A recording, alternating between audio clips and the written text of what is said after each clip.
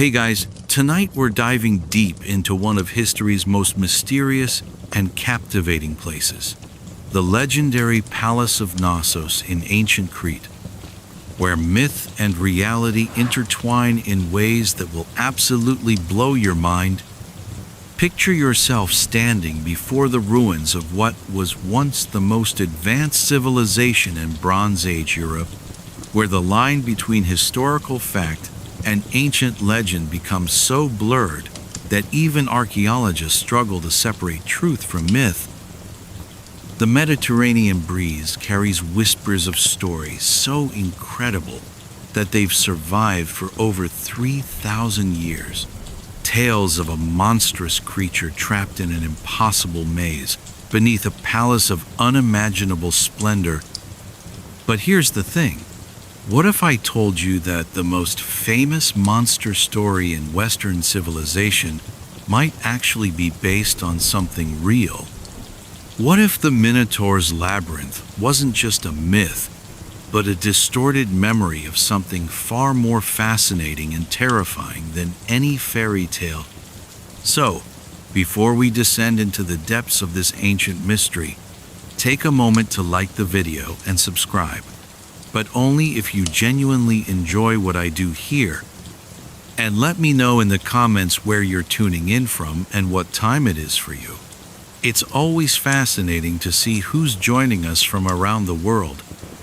Now, dim the lights. Maybe turn on a fan for that soft background hum. And let's ease into tonight's journey together. As darkness settles around you tonight, let me transport you back over 3.5 millennia to the island of Crete, where the Mediterranean sun beats down on rolling hills dotted with olive groves and ancient ruins.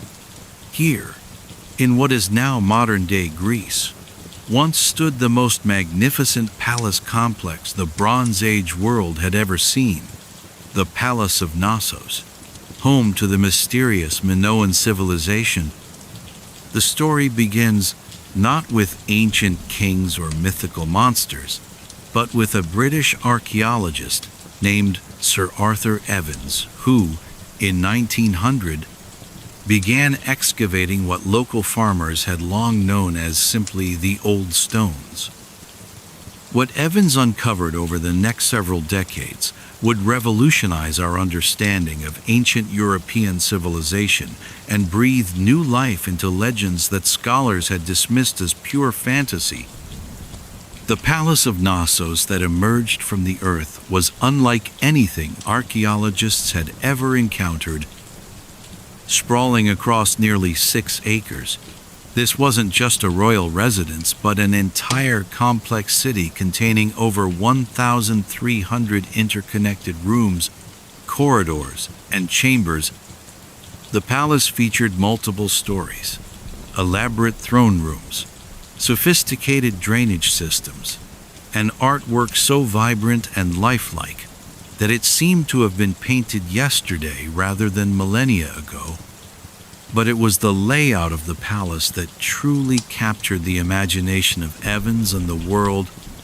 The building was a maze of corridors that twisted and turned in seemingly random directions, with staircases that led nowhere, rooms that could only be accessed through other rooms, and passages that doubled back on themselves in bewildering patterns.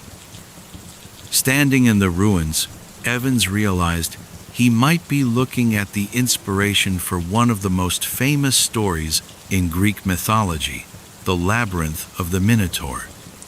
According to the ancient Greek legend, King Minos of Crete had commissioned the master craftsman Daedalus to build an impossible maze beneath his palace.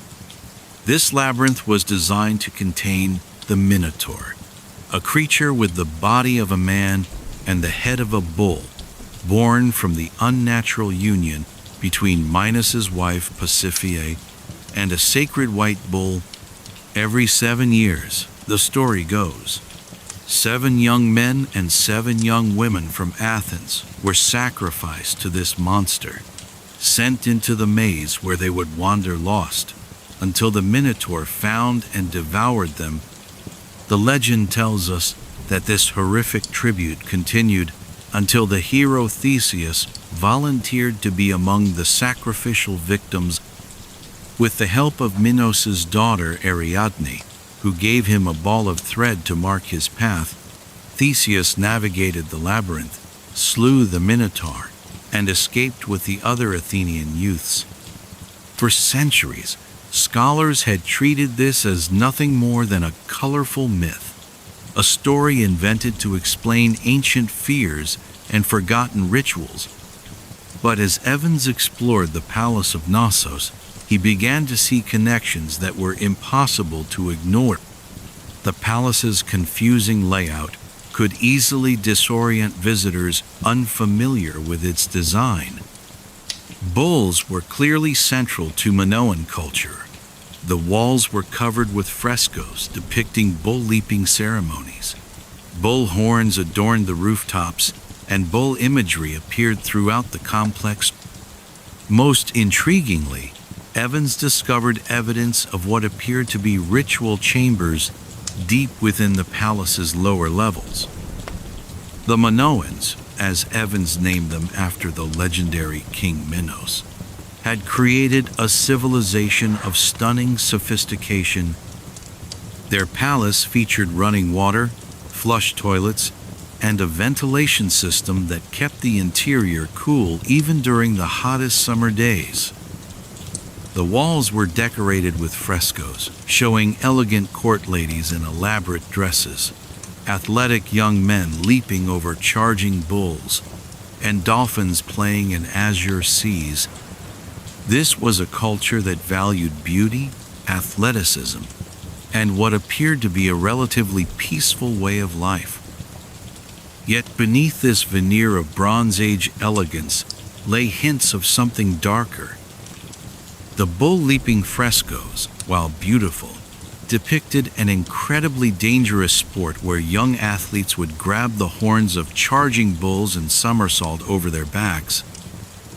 Many scholars believe this wasn't just entertainment, but a religious ritual, possibly one where not all participants survived. The palace's lower levels contained chambers that seemed designed for religious ceremonies, some with features that suggested they might have been used for sacrificial purposes.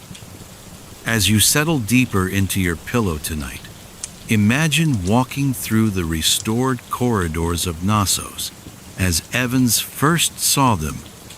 Picture the confusion of trying to navigate passages that seem to lead everywhere and nowhere, the echo of your footsteps in chambers that once hosted ceremonies we can barely comprehend. Feel the weight of history pressing down as you realize you're standing in a place where myth and reality converged, where the stories our ancestors told around their fires might have been memories of something far more complex and fascinating than simple fantasy. The Palace of Knossos stands as a testament to humanity's eternal fascination with the mysterious and the magnificent. Here, in this ancient labyrinth of stone and story, we find the roots of some of our most enduring legends. But as we'll discover, the truth behind the myth is far more incredible than the legend itself, revealing a civilization so advanced and so alien to our understanding that it continues to challenge everything we thought we knew about the ancient world. As archaeologists delved deeper into the mysteries of Knossos, they began to uncover a shocking truth that would forever change how we understand the relationship between myth and historical reality. What they discovered beneath the palace floors wasn't a monster's lair, but something far more disturbing, evidence of a sophisticated civilization that may have practiced ritual human sacrifice on a scale that would have horrified even their ancient Greek successors.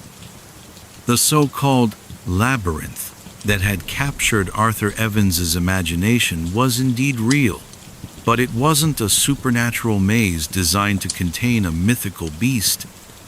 Instead, it was the incredibly complex basement and sub-basement levels of the palace itself, a warren of storage rooms, workshops, and ceremonial chambers that served the practical and religious needs of Minoan society. These underground areas were so intricate and confusing that foreign visitors, including potential prisoners or sacrificial victims, could easily become lost in their twisting passages. The truth about the Minotaur itself is perhaps even more chilling than the original myth. Archaeological evidence suggests that the monster may have been a human priest or king who wore an elaborate bull's head mask during religious ceremonies. Bull worship was central to Minoan religion, and the person who embodied the bull god would have wielded enormous power over life and death. To foreign captives brought into the dark chambers beneath the palace, this masked figure emerging from the shadows would have seemed like a creature from their worst nightmares. The most disturbing discovery came in 1979, when archaeologists excavating a building near Knossos uncovered what they initially thought was evidence of an earthquake. Instead, they found the remains of 4 children who had clearly been sacrificed in a ritual ceremony. The bones showed knife marks consistent with ritual butchering, and the children's remains were found alongside ceremonial vessels and religious artifacts. This wasn't an isolated incident. Similar evidence of child sacrifice has been found at other Minoan sites across Crete. The famous frescoes that decorated the palace walls, once interpreted as depicting peaceful athletic competitions, began to take on a more sinister meaning in light of these discoveries. The bull-leaping scenes, while undoubtedly showcasing genuine athletic skill, may also have been a form of ritualized execution where condemned prisoners were forced to attempt the impossible feat of vaulting over a charging bull. Those who succeeded might live to face another day, while those who failed would be gored to death in what the Minoans may have seen as a divine judgment. The layout of Knossos itself reveals the sophisticated psychology behind Minoan religious practices. Visitors entering the palace would first be awed by its grandeur, the magnificent frescoes, the elaborate throne room, the obvious wealth and power of its inhabitants. But as they were led deeper into the complex, the passages would become narrower, darker, and more confusing. By the time they reached the ceremonial chambers in the lower levels, they would be completely disoriented and psychologically prepared for whatever ritual awaited them. The Minoans had developed what may have been the world's first systematic approach to psychological warfare and religious terror. The palace wasn't just a residence or administrative center. It was a carefully designed machine for inspiring awe, fear, and submission in both subjects and enemies. Every corridor, every chamber, every decorative element was positioned to create maximum psychological impact on those who entered. The religious beliefs that drove these practices were far more complex than simple bloodthirsty savagery. The Minoans appear to have believed that human sacrifice was necessary to maintain the cosmic order, to ensure good harvests, and to protect their island from natural disasters. The bull god they worshipped was associated with earthquakes, and Crete sits in one of the most seismically active regions of the Mediterranean. To the Minoans, the regular sacrifice of human lives may have seemed like a reasonable price to pay for protection from the Earth's violent tremors. The victims of these sacrifices weren't necessarily foreign captives, though they certainly included prisoners of war and tribute from subject peoples.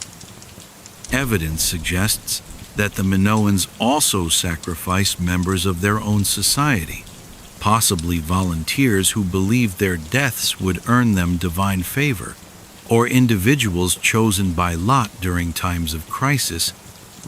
The children found at the sacrifice site near Knossos appeared to have been well fed and cared for before their deaths, suggesting they may have been raised specifically for this purpose. The gradual revelation of these dark practices has forced archaeologists to completely reassess their understanding of Minoan civilization. What was once seen as a peaceful, artistic culture focused on beauty and harmony is now understood to have been a complex society where sophisticated aesthetics coexisted with brutal religious practices. The same people who created some of the most beautiful art in the ancient world also developed elaborate rituals for human sacrifice. This duality reveals something profound about human nature itself, our capacity to create beauty and horror simultaneously, to develop sophisticated cultures that nonetheless engage in practices we would consider barbaric. The Minoans weren't monsters, but they weren't the peaceful utopians that early archaeologists imagined either. They were complex human beings trying to make sense of a dangerous and unpredictable world through the tools available to them.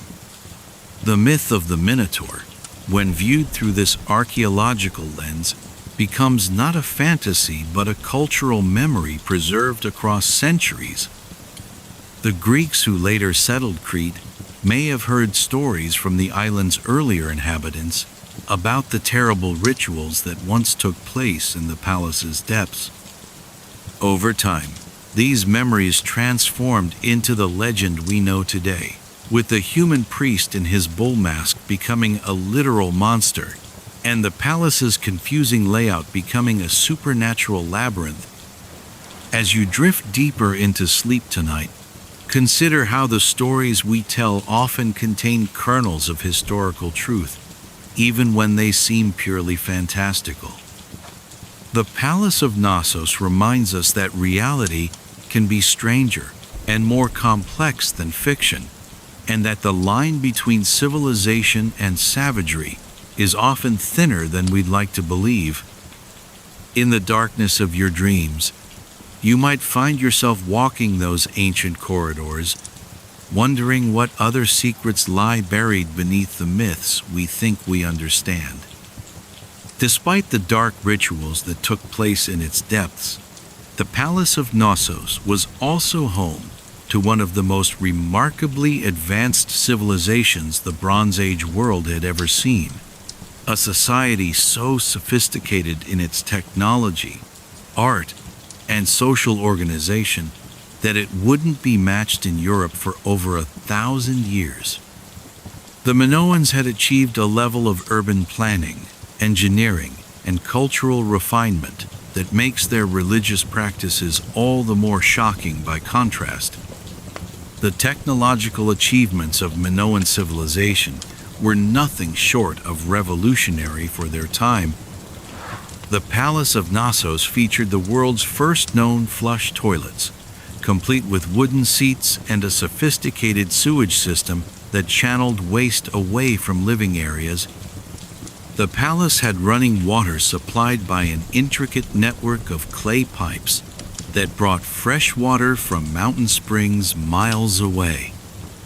This plumbing system was so advanced that it included settling tanks to filter sediment and even primitive pressure valves to regulate water flow.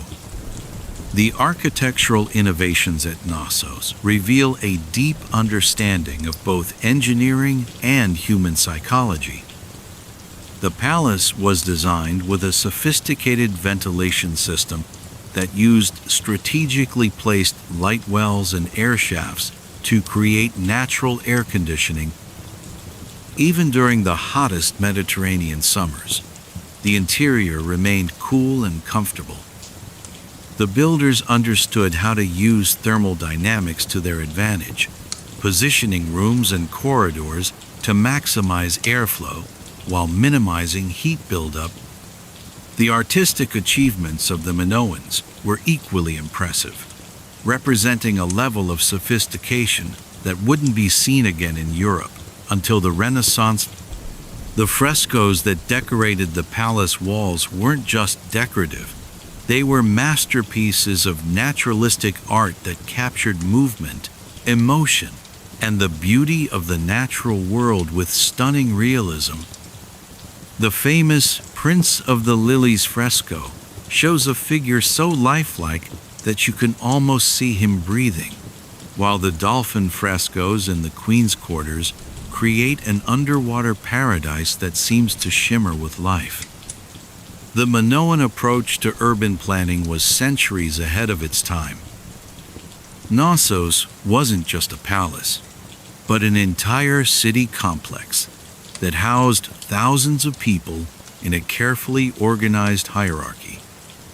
The royal quarters occupied the most prestigious central areas, while craftsmen, merchants, and servants lived in surrounding neighborhoods that were nonetheless well-planned and comfortable.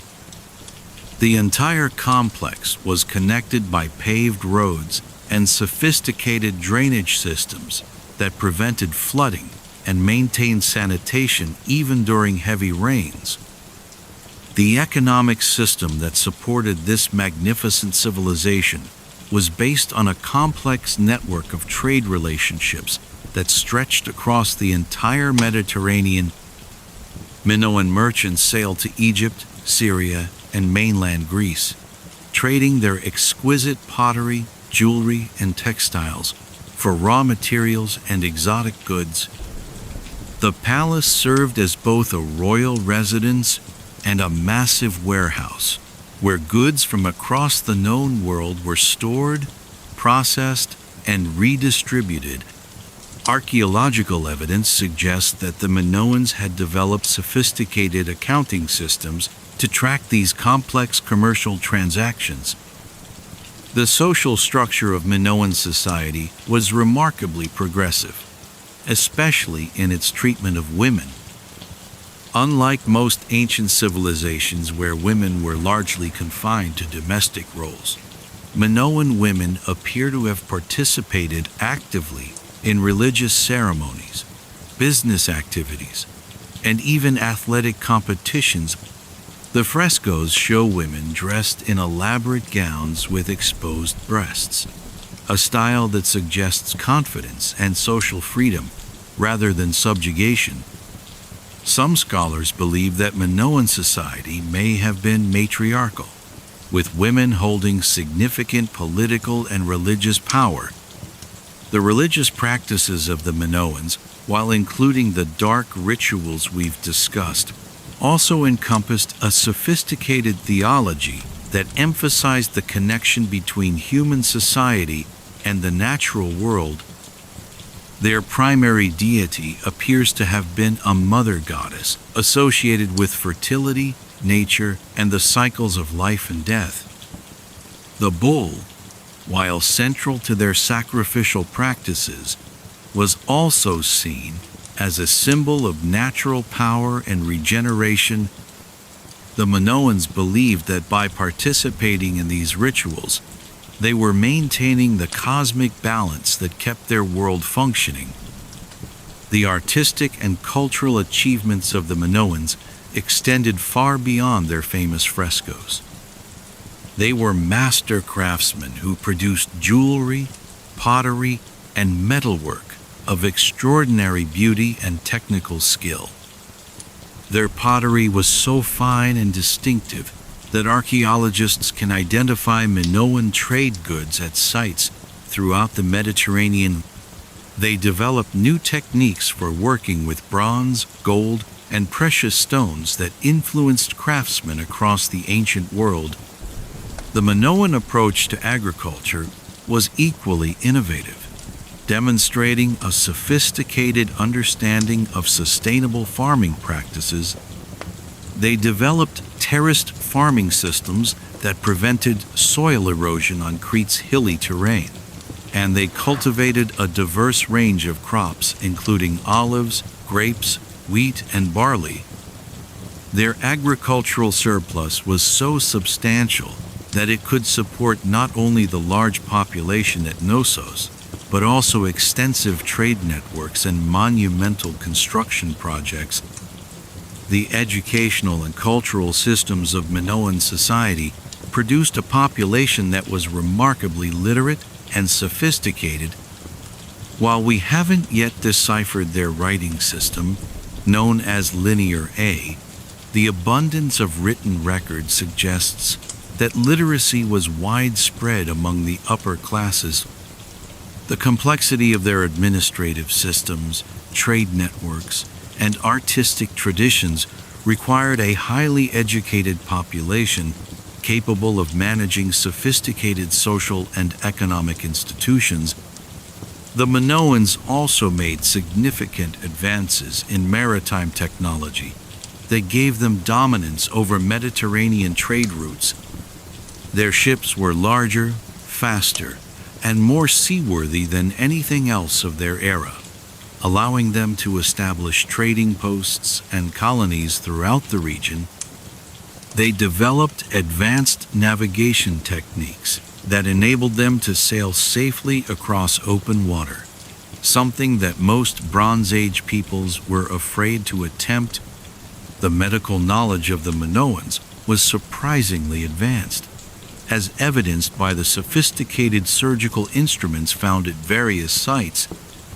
They understood anatomy well enough to perform complex operations, and their knowledge of herbal medicine was extensive.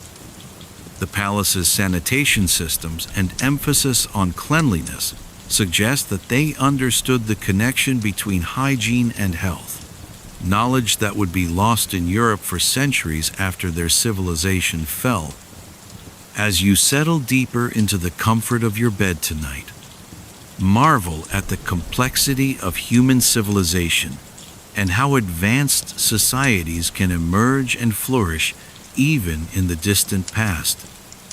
The Minoans created a world of beauty, sophistication, and technological innovation that rivaled anything achieved in the ancient world.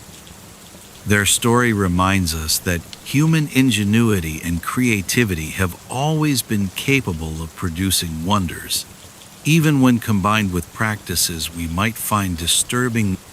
In your dreams tonight, you might find yourself walking through the magnificent halls of Knossos at its peak, surrounded by art, luxury, and the achievements of a civilization that reached heights we're still trying to understand.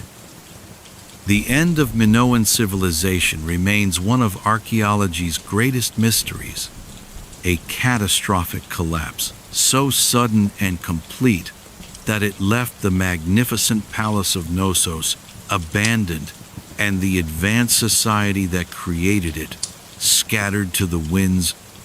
Around 1450 BCE, after nearly 1,000 years of prosperity and cultural achievement, the Minoan world simply vanished, leaving behind only ruins and unanswered questions that continue to puzzle scholars today. The most dramatic theory for the Minoans' disappearance centers on one of the most catastrophic natural disasters in recorded history, the volcanic eruption of Thera, modern-day Santorini, which occurred sometime between 1,600 and 1,500 BCE. This wasn't just any volcanic eruption, but a cataclysmic explosion that literally blew apart an entire island, sending massive tsunamis racing across the Mediterranean and covering the region in a thick blanket of volcanic ash. The eruption was so powerful that its effects were felt as far away as China, where ancient records describe years of unusual weather and failed harvests. Archaeological evidence from Knossos and other Minoan sites shows clear signs of sudden abandonment around this time. Rooms were left with food still on tables, valuable objects scattered on floors, and storage areas filled with goods that were never retrieved. The palace's sophisticated drainage systems became clogged with volcanic debris, and many buildings show evidence of damage from earthquakes and flooding that accompanied the volcanic disaster. It appears that the inhabitants had only minutes or hours to flee, leaving behind everything they had built over centuries. But the volcanic eruption alone may not explain the complete disappearance of Minoan civilization. While Thera's explosion certainly devastated Crete's northern coast and disrupted trade networks throughout the region, many Minoan settlements were far enough from the blast to survive the immediate catastrophe. The complete abandonment of these sites suggests that other factors were at work, perhaps social collapse, foreign invasion, or a combination of disasters that made recovery impossible. The arrival of Mycenaean Greeks from the mainland appears to have played a crucial role in the final chapter of Minoan history. These warlike peoples, with their bronze weapons and horse-drawn chariots, represented a completely different approach to civilization than the trade-focused Minoans. Where the Minoans had built their power through commerce and cultural influence, the Mycenaeans conquered through military force. Archaeological evidence suggests that they occupied Knossos and other Minoan sites after the volcanic disaster, but they never managed to restore the sophisticated civilization they had conquered. The contrast between Minoan and Mycenaean approaches to warfare reveals why the older civilization was so vulnerable to collapse. The Minoans had built their empire on naval supremacy and trade relationships, with relatively little investment in land-based military forces. Their cities lacked the massive defensive walls that characterized other Bronze Age civilizations, suggesting they relied on their fleet and diplomatic skills for protection. When the volcanic disaster disrupted their naval capabilities and trade networks, they found themselves defenseless against more militaristic neighbors. The economic foundations of Minoan civilization also made them particularly vulnerable to the kind of widespread disruption caused by the Thera eruption. Their prosperity depended on complex trade networks that connected dozens of communities across the Mediterranean. When volcanic ash and tsunamis disrupted shipping routes and destroyed coastal settlements, the entire economic system collapsed like a house of cards. Without the wealth generated by trade, the Minoans couldn't maintain their elaborate palaces, support their large populations, or fund the cultural activities that had made their civilization so remarkable. The religious and social upheaval that followed the natural disasters may have been equally devastating. The Minoans believed that their elaborate rituals and sacrifices maintained cosmic order and protected them from natural disasters. When the earth itself exploded and the sea turned against them despite their religious devotion, it must have shattered their faith in the very foundations of their society. The priests and rulers who had claimed divine protection for their people suddenly found themselves powerless against forces beyond their control. The abandonment of Knossos wasn't immediate, but appears to have occurred in stages over several decades. Initially, the Mycenaean occupiers tried to maintain some aspects of Minoan civilization, continuing to use the palace and even adopting some Minoan artistic styles, but they lacked the sophisticated administrative systems and cultural knowledge needed to maintain such a complex society. Gradually, sections of the palace were abandoned, The elaborate water systems fell into disrepair, and the magnificent frescoes were left to fade and crumble. The final abandonment of Knossos, around 1380 BCE, marked the end of an era in Mediterranean history. The palace that had once been the center of a sophisticated maritime empire became nothing more than ruins, haunted by memories of past glory. Local populations gradually forgot the true history of the site, and over centuries, the reality of Minoan civilization transformed into the myths and legends that would later inspire Greek storytellers. The lessons of Minoan collapse remain relevant today as we face our own environmental and social challenges. Their story demonstrates how even the most advanced civilizations can be vulnerable to natural disasters, economic disruption, and social upheaval. The Minoans' reliance on complex trade networks and specialized knowledge made them incredibly sophisticated, but also fragile when those systems were disrupted. Yet the influence of Minoan civilization didn't disappear entirely with the abandonment of their palaces. Their artistic styles, religious practices, and technological innovations were absorbed by the Mycenaeans and other Mediterranean peoples. Elements of Minoan culture can be traced through later Greek civilization and even into the Roman period. In this way, the Minoans achieved a kind of immortality, their achievements living on even after their cities fell silent. As we prepare to leave the mysterious world of ancient Crete and journey into the realm of warfare and conquest, remember that the fall of Knossos marked not just the end of a civilization, but the beginning of a new era in Mediterranean history.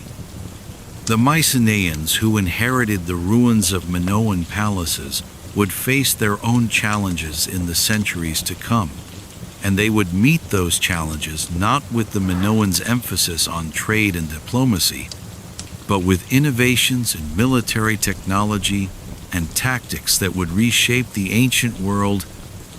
Tonight, as you drift toward sleep, let your mind wander through the empty corridors of Knossos, where the echoes of ancient footsteps still seem to whisper secrets of a lost civilization.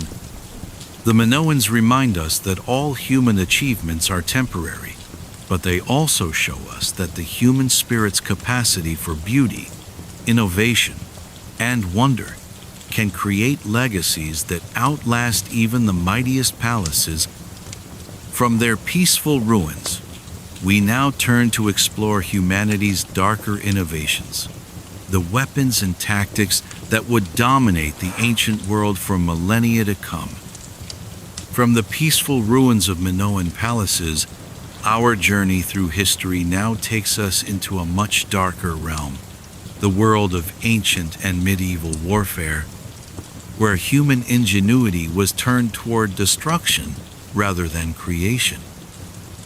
While the Minoans had built their civilization on trade and diplomacy, the societies that followed them would perfect the art of war, developing weapons and tactics so effective that they would dominate battlefields for thousands of years. The collapse of Bronze Age civilizations like the Minoans ushered in an era where military might became the primary determinant of political power. No longer could cities rely on their wealth or cultural sophistication for protection.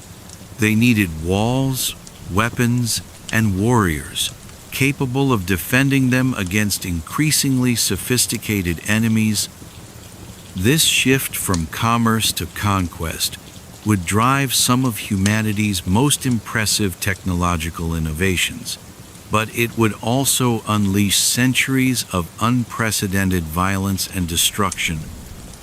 The art of siege warfare emerged as civilizations learned that the strongest walls could be overcome with the right combination of engineering, patience and brutality. Unlike the quick raids and battles that characterized earlier warfare, sieges were methodical campaigns of attrition that could last for months or even years. They required not just military skill, but also advanced knowledge of engineering, logistics, and psychology. The armies that mastered siege warfare could conquer any city, no matter how well defended. The earliest siege weapons were surprisingly simple, yet devastatingly effective. The battering ram, essentially a massive log suspended from a wooden frame, could pound through gates and walls with relentless force. Siege ladders allowed attackers to scale walls under cover of darkness, or during coordinated assaults. These basic tools, when used by disciplined armies with proper tactics, could overcome fortifications that had taken decades to build, but it was the development of torsion-powered artillery that truly revolutionized siege warfare. The Greeks and Romans perfected machines like the ballista and catapult that could hurl massive stones, spears, or incendiary projectiles over city walls with deadly accuracy. These weapons didn't just cause physical damage. They created psychological terror among defenders who never knew when death might rain down from the sky. A single well-placed boulder could kill dozens of people and destroy buildings that had stood for generations. The logistics of siege warfare were as complex as the weapons themselves.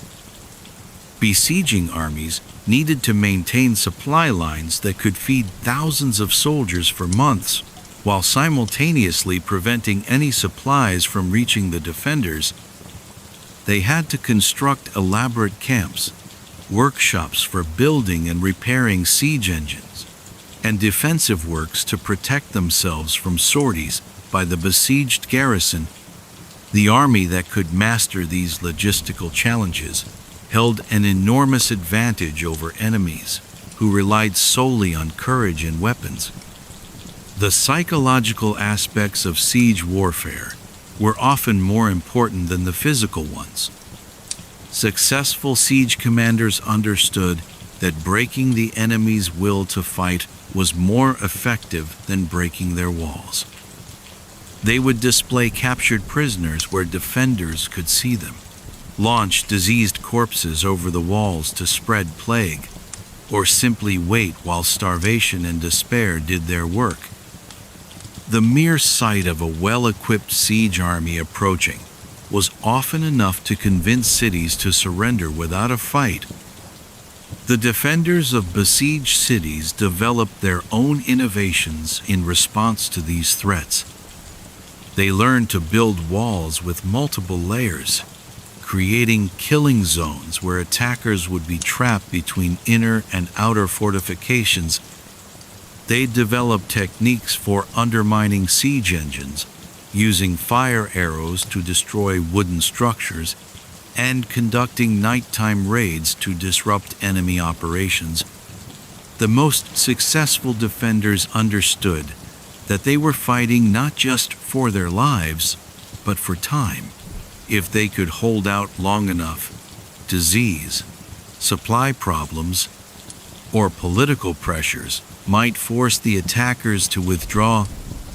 The evolution of siege warfare drove rapid advances in metallurgy, engineering, and mathematics. Building effective siege engines required precise calculations of leverage, tension, and trajectory. Constructing walls that could withstand bombardment demanded new understanding of structural engineering and materials science. The armies that invested in these technical innovations gained decisive advantages over enemies who relied on traditional methods. The social and economic costs of siege warfare were enormous. Cities under siege often faced complete economic collapse as trade stopped and resources were diverted to defense.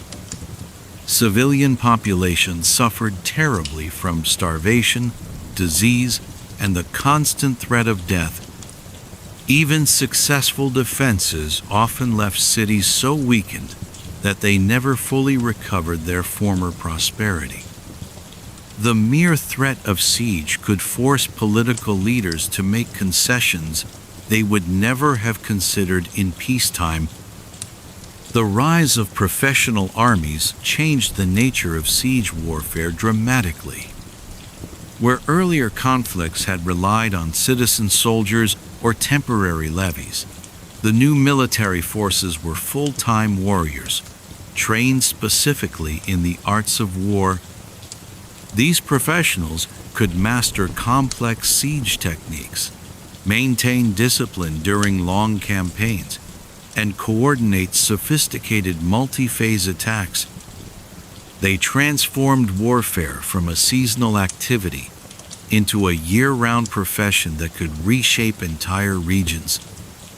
The cultural impact of siege warfare extended far beyond the battlefield. Stories of famous sieges became central to national mythologies, inspiring literature, art, and political thought for centuries. The Siege of Troy, whether historical or mythical, provided a template for understanding how individual heroism and collective endurance could determine the fate of civilizations.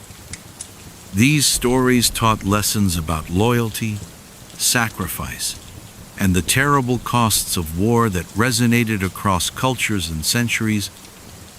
As you settle into the comfort of your bed tonight, far from the dangers that once threatened every city and town, consider how the innovations of ancient siege warfare shaped the world we live in today. The engineering principles developed for building catapults and ballistae laid foundations for later advances in mechanics and physics. The organizational skills required for managing long sieges contributed to developments in logistics and administration that would prove crucial for building large-scale civilizations.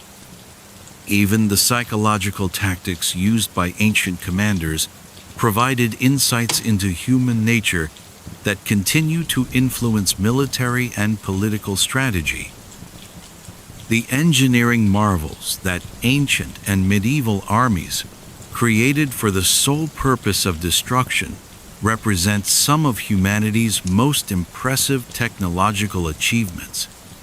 Machines so sophisticated and powerful that they wouldn't be surpassed until the invention of gunpowder weapons. These siege engines were not crude battering devices, but precision instruments of war that required advanced understanding of physics, mathematics, and material science to construct and operate effectively. The Roman ballista stands as perhaps the most sophisticated piece of artillery in the ancient world, a torsion-powered weapon that could accurately launch iron-tipped bolts over distances of more than 400 yards. These machines used twisted bundles of sinew or horsehair to store enormous amounts of energy, which was then released through a complex system of levers and gears.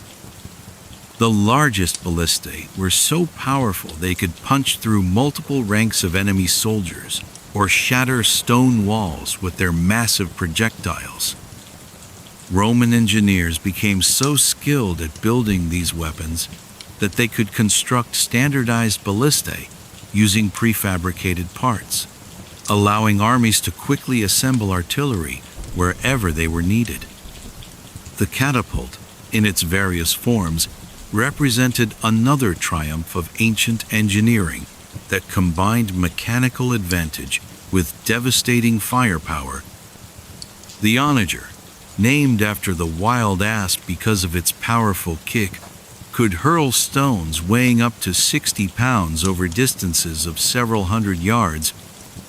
These machines used a single vertical arm that was pulled back against twisted rope bundles, storing energy that was released when the arm snapped forward.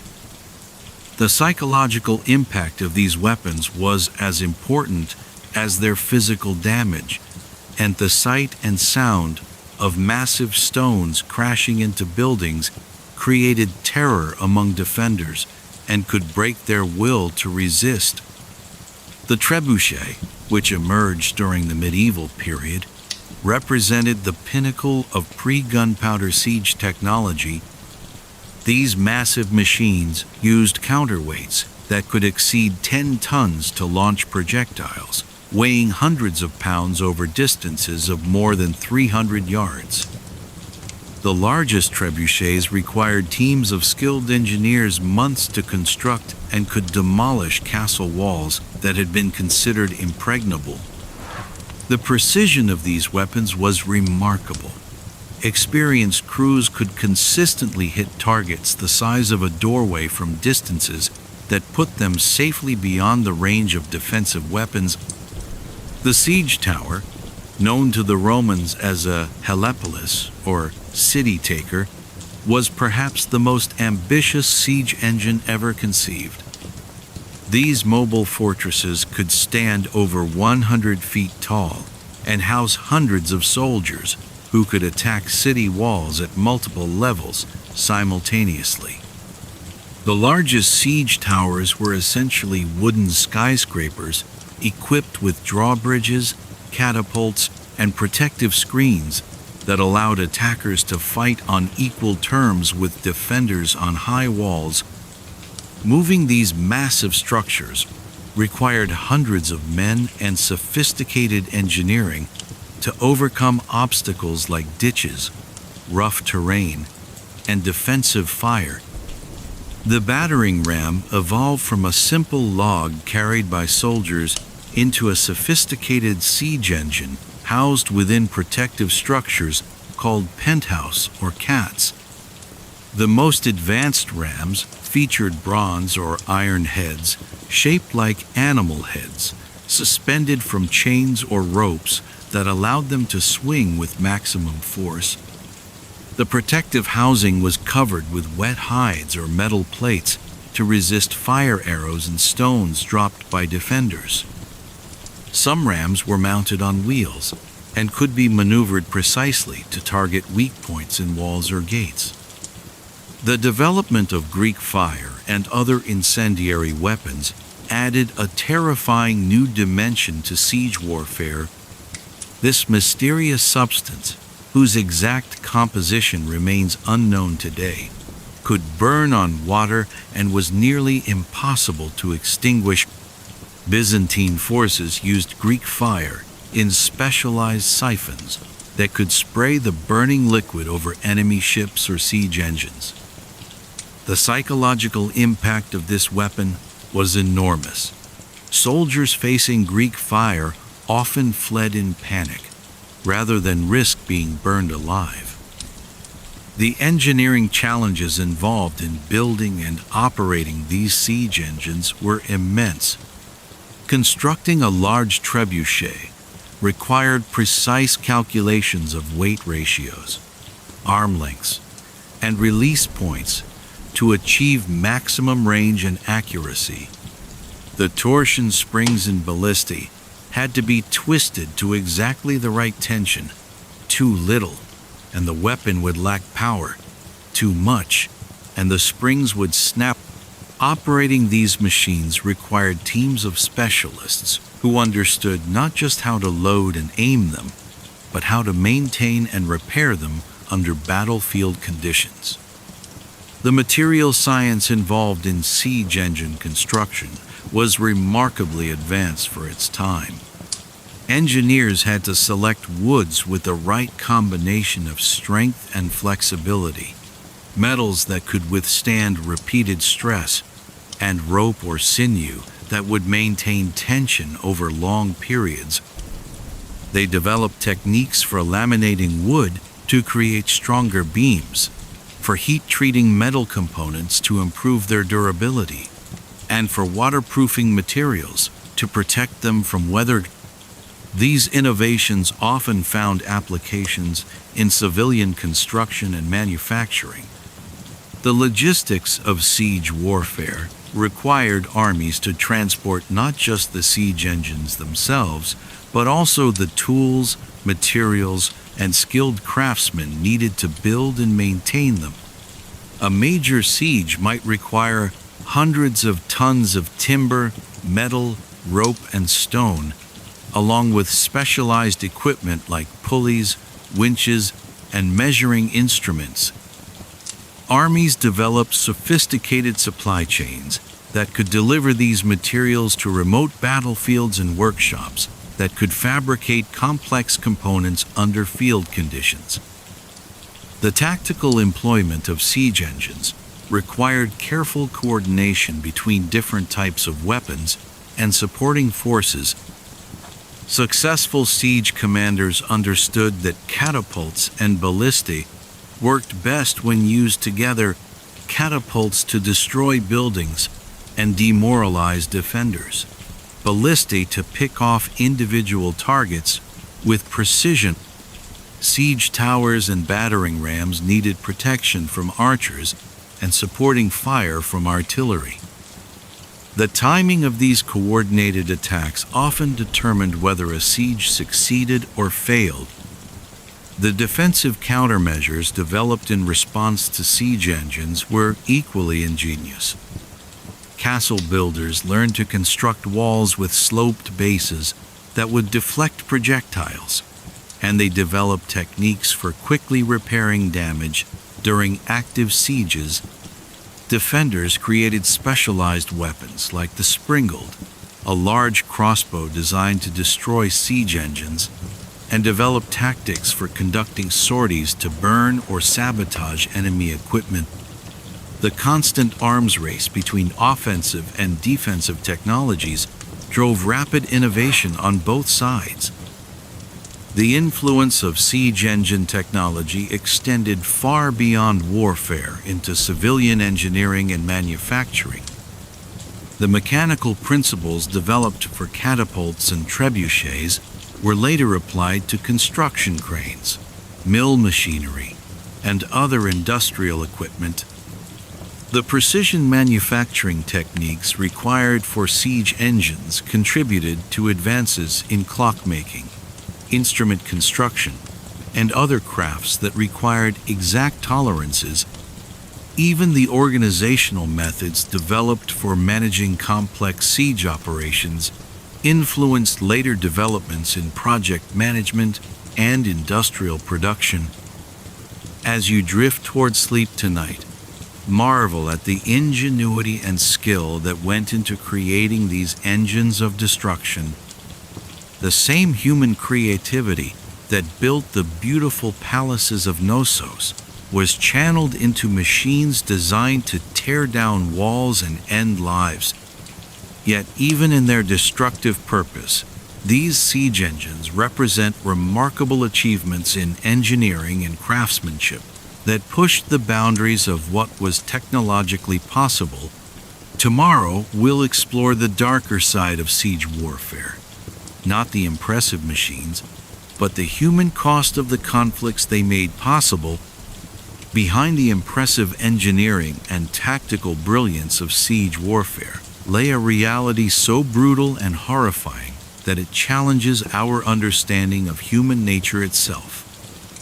While we can admire the technical achievements of ancient siege engines, we cannot ignore the fact that these weapons were designed for one purpose, and to inflict suffering on such a massive scale that entire populations would surrender rather than endure the consequences of resistance. The true horror of siege warfare wasn't found in the dramatic moments of walls crashing down or armies clashing in battle, but in the slow, methodical destruction of human life that occurred over months or years of blockade. Starvation was the siege commander's most reliable weapon, more effective than any catapult or battering ram. As food supplies dwindled, besieged populations would first consume their livestock, then their leather goods, and finally anything remotely edible, including grass, bark, and in the most desperate cases, human flesh. Historical accounts describe cities where the dead were left unburied because the living lacked the strength to dig graves. The psychological warfare employed during sieges was deliberately designed to break the human spirit through terror and despair. Attacking armies would display captured prisoners where defenders could see them being tortured or executed, sending the message that surrender was the only way to avoid a similar fate. They would catapult the severed heads of fallen defenders back into the city, or launch diseased corpses over the walls to spread plague among the population. Some commanders would allow a few refugees to escape, but only after mutilating them in ways that would horrify those who saw them arrive at neighboring cities. The civilian population bore the worst suffering during prolonged sieges, trapped between the attacking army outside and their own desperate defenders inside. Women and children, who had no role in the military decisions that led to the siege, faced starvation, disease, and often death alongside the soldiers. Historical records describe mothers killing their own children to end their suffering, and families drawing lots to determine who would be sacrificed, so that others might survive a few more days. The social order that held communities together would completely collapse under the pressure of prolonged siege. Disease was often more deadly than enemy weapons during siege warfare. The unsanitary conditions created by overcrowding, inadequate food, and the inability to dispose of waste properly created perfect breeding grounds for plague, dysentery, and other epidemic diseases. These illnesses would spread rapidly through the confined population, killing thousands and weakening survivors to the point where they could no longer defend themselves. Ironically, disease often affected the besieging army as well, sometimes forcing them to abandon sieges that were on the verge of success. The practice of sapping, digging tunnels under city walls to collapse them, created its own unique horrors. Miners working in these tunnels faced constant danger from cave-ins, flooding, and counter-mining operations by defenders. When opposing tunnel systems met underground, brutal hand-to-hand combat would take place in cramped, airless spaces, lit only by torches. These subterranean battles were fought with knives, clubs, and bare hands, with no room for the tactical formations or heroic gestures that characterized surface warfare. The aftermath of successful sieges was often more horrifying than the siege itself. Armies that had endured months of hardship and danger while besieging a city expected to be rewarded with plunder and revenge. The sack of a captured city typically involved days or weeks of systematic rape, murder, and looting that spared no one regardless of age, gender, or social status. Historical accounts describe soldiers competing to see who could commit the most creative atrocities, while officers who tried to maintain discipline were often killed by their own men. Children born during sieges faced particularly tragic fates. Many were abandoned by parents who could not feed them, while others were deliberately killed to conserve resources for those more likely to survive. Those who did survive often suffered from malnutrition and disease that would affect them for the rest of their lives.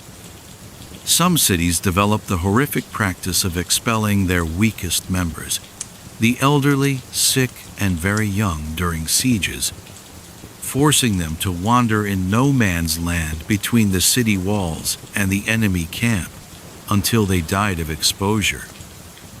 The economic destruction caused by siege warfare extended far beyond the immediate target.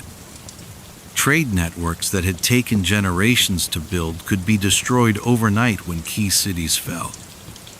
Agricultural regions would be devastated as armies stripped the countryside of food and destroyed crops to prevent them from reaching besieged cities. The skilled craftsmen, merchants, and scholars who made cities centers of learning and culture were often killed or enslaved, representing a loss of human knowledge and capability that could take centuries to recover. The environmental impact of siege warfare was equally devastating. Besieging armies would cut down entire forests to build their siege engines and fuel their camps. They would divert rivers to flood cities or deny them water, permanently altering local ecosystems. The massive earthworks required for some sieges, trenches, ramparts, and siege mounds would scar landscapes for generations. Some regions never recovered from the environmental damage caused by major siege campaigns. The religious and cultural destruction that accompanied siege warfare represented an assault on human civilization itself. Temples, libraries, and schools were particular targets during the sack of cities, as conquerors sought to erase not just the political independence of their enemies, but their cultural identity as well. Priceless manuscripts, works of art, and religious artifacts that represented centuries of human achievement would be destroyed in a matter of hours. The loss of these cultural treasures impoverished all of humanity, not just the immediate victims. The trauma experienced by siege survivors often lasted for generations. Those who lived through the horrors of prolonged siege and sack carried psychological scars that affected their ability to trust, love, or hope for the future. Entire communities would be haunted by memories of what they had endured, creating cultures of fear and suspicion that could persist for centuries. The children of siege survivors often grew up hearing stories that filled them with terror of war and strangers. Yet perhaps most disturbing of all was how quickly human beings could adapt to these horrific conditions. Historical accounts describe people becoming callous to suffering that would have horrified them under normal circumstances. Cannibalism, infanticide, and betrayal of friends and family became routine survival strategies. The thin veneer of civilization that separates human beings from animals could be stripped away in a matter of weeks when survival was at stake. As you lie safely in your comfortable bed tonight, protected by laws and institutions that make such horrors seem impossible, remember that the capacity for both great cruelty and remarkable endurance lies within every human heart. The people who endured these sieges were not fundamentally different from us. They were ordinary men, women, and children who found themselves trapped in extraordinary circumstances. Their suffering reminds us how precious and fragile our peaceful world truly is, and how important it is to build societies strong enough to prevent such tragedies from recurring. The horrors of siege warfare drove defenders to develop increasingly sophisticated strategies and technologies that would fundamentally change the nature of military architecture and urban planning for centuries to come. As siege engines became more powerful and siege tactics more brutal, the art of defense evolved from simple wall building into a complex science that combined engineering, psychology, and strategic thinking. The evolution of castle and fortress design represents one of humanity's most impressive responses to technological challenge. The simple stone walls that had protected early medieval settlements proved inadequate against advanced siege engines. forcing architects to develop revolutionary new approaches to defensive construction.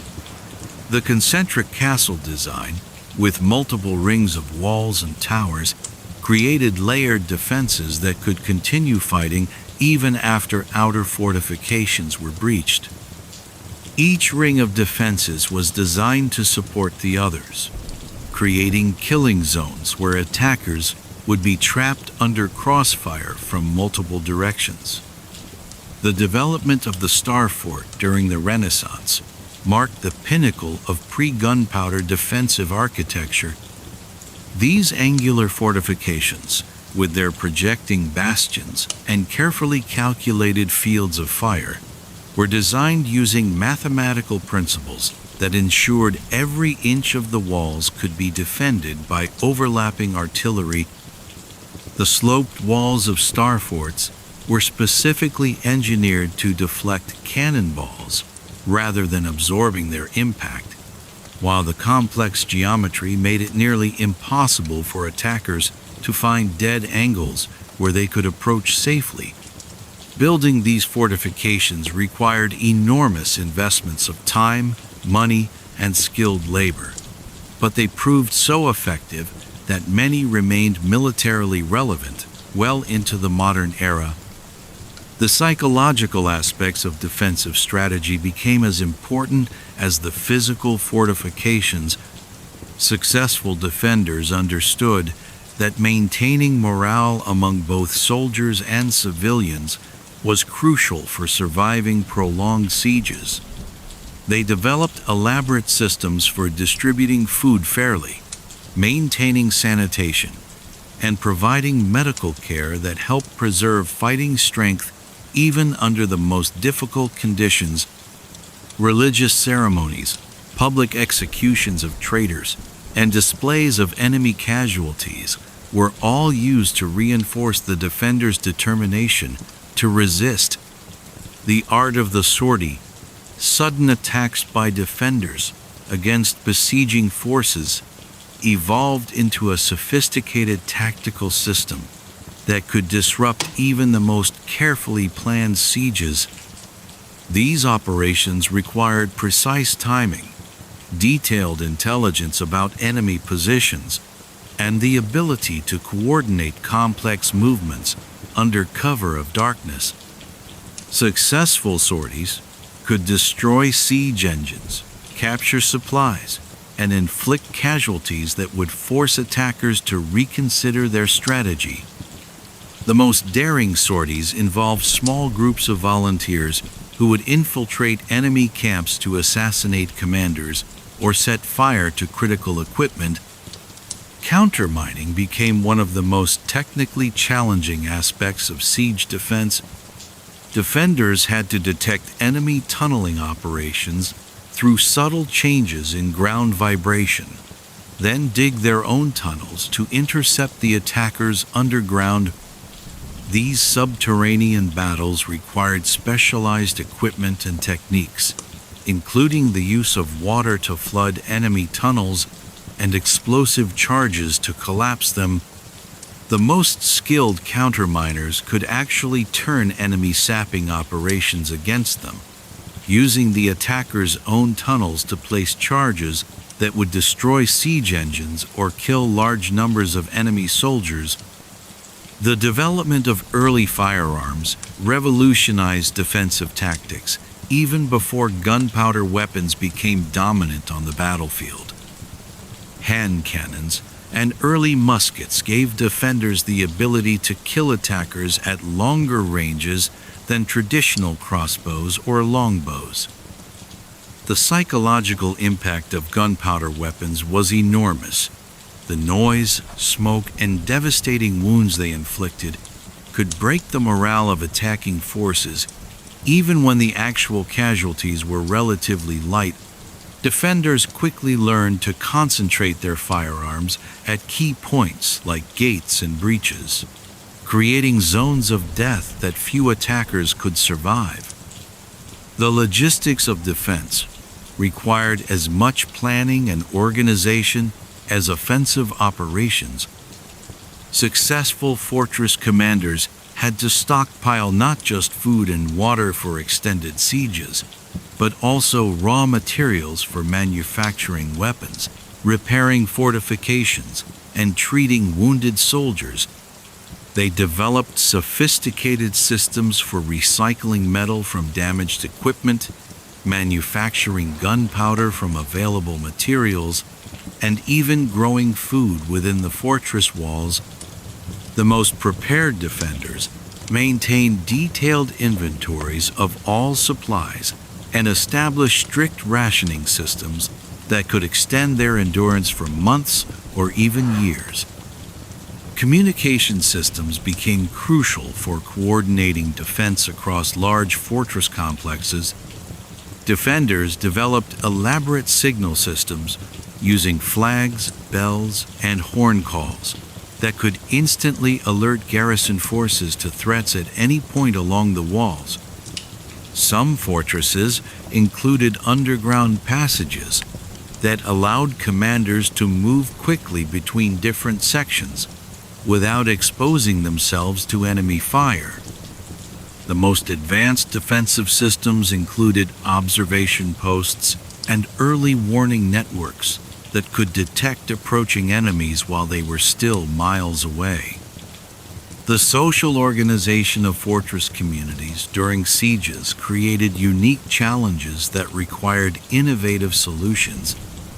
Military commanders had to balance the needs of soldiers with those of civilian refugees, often making life or death decisions about resource allocation.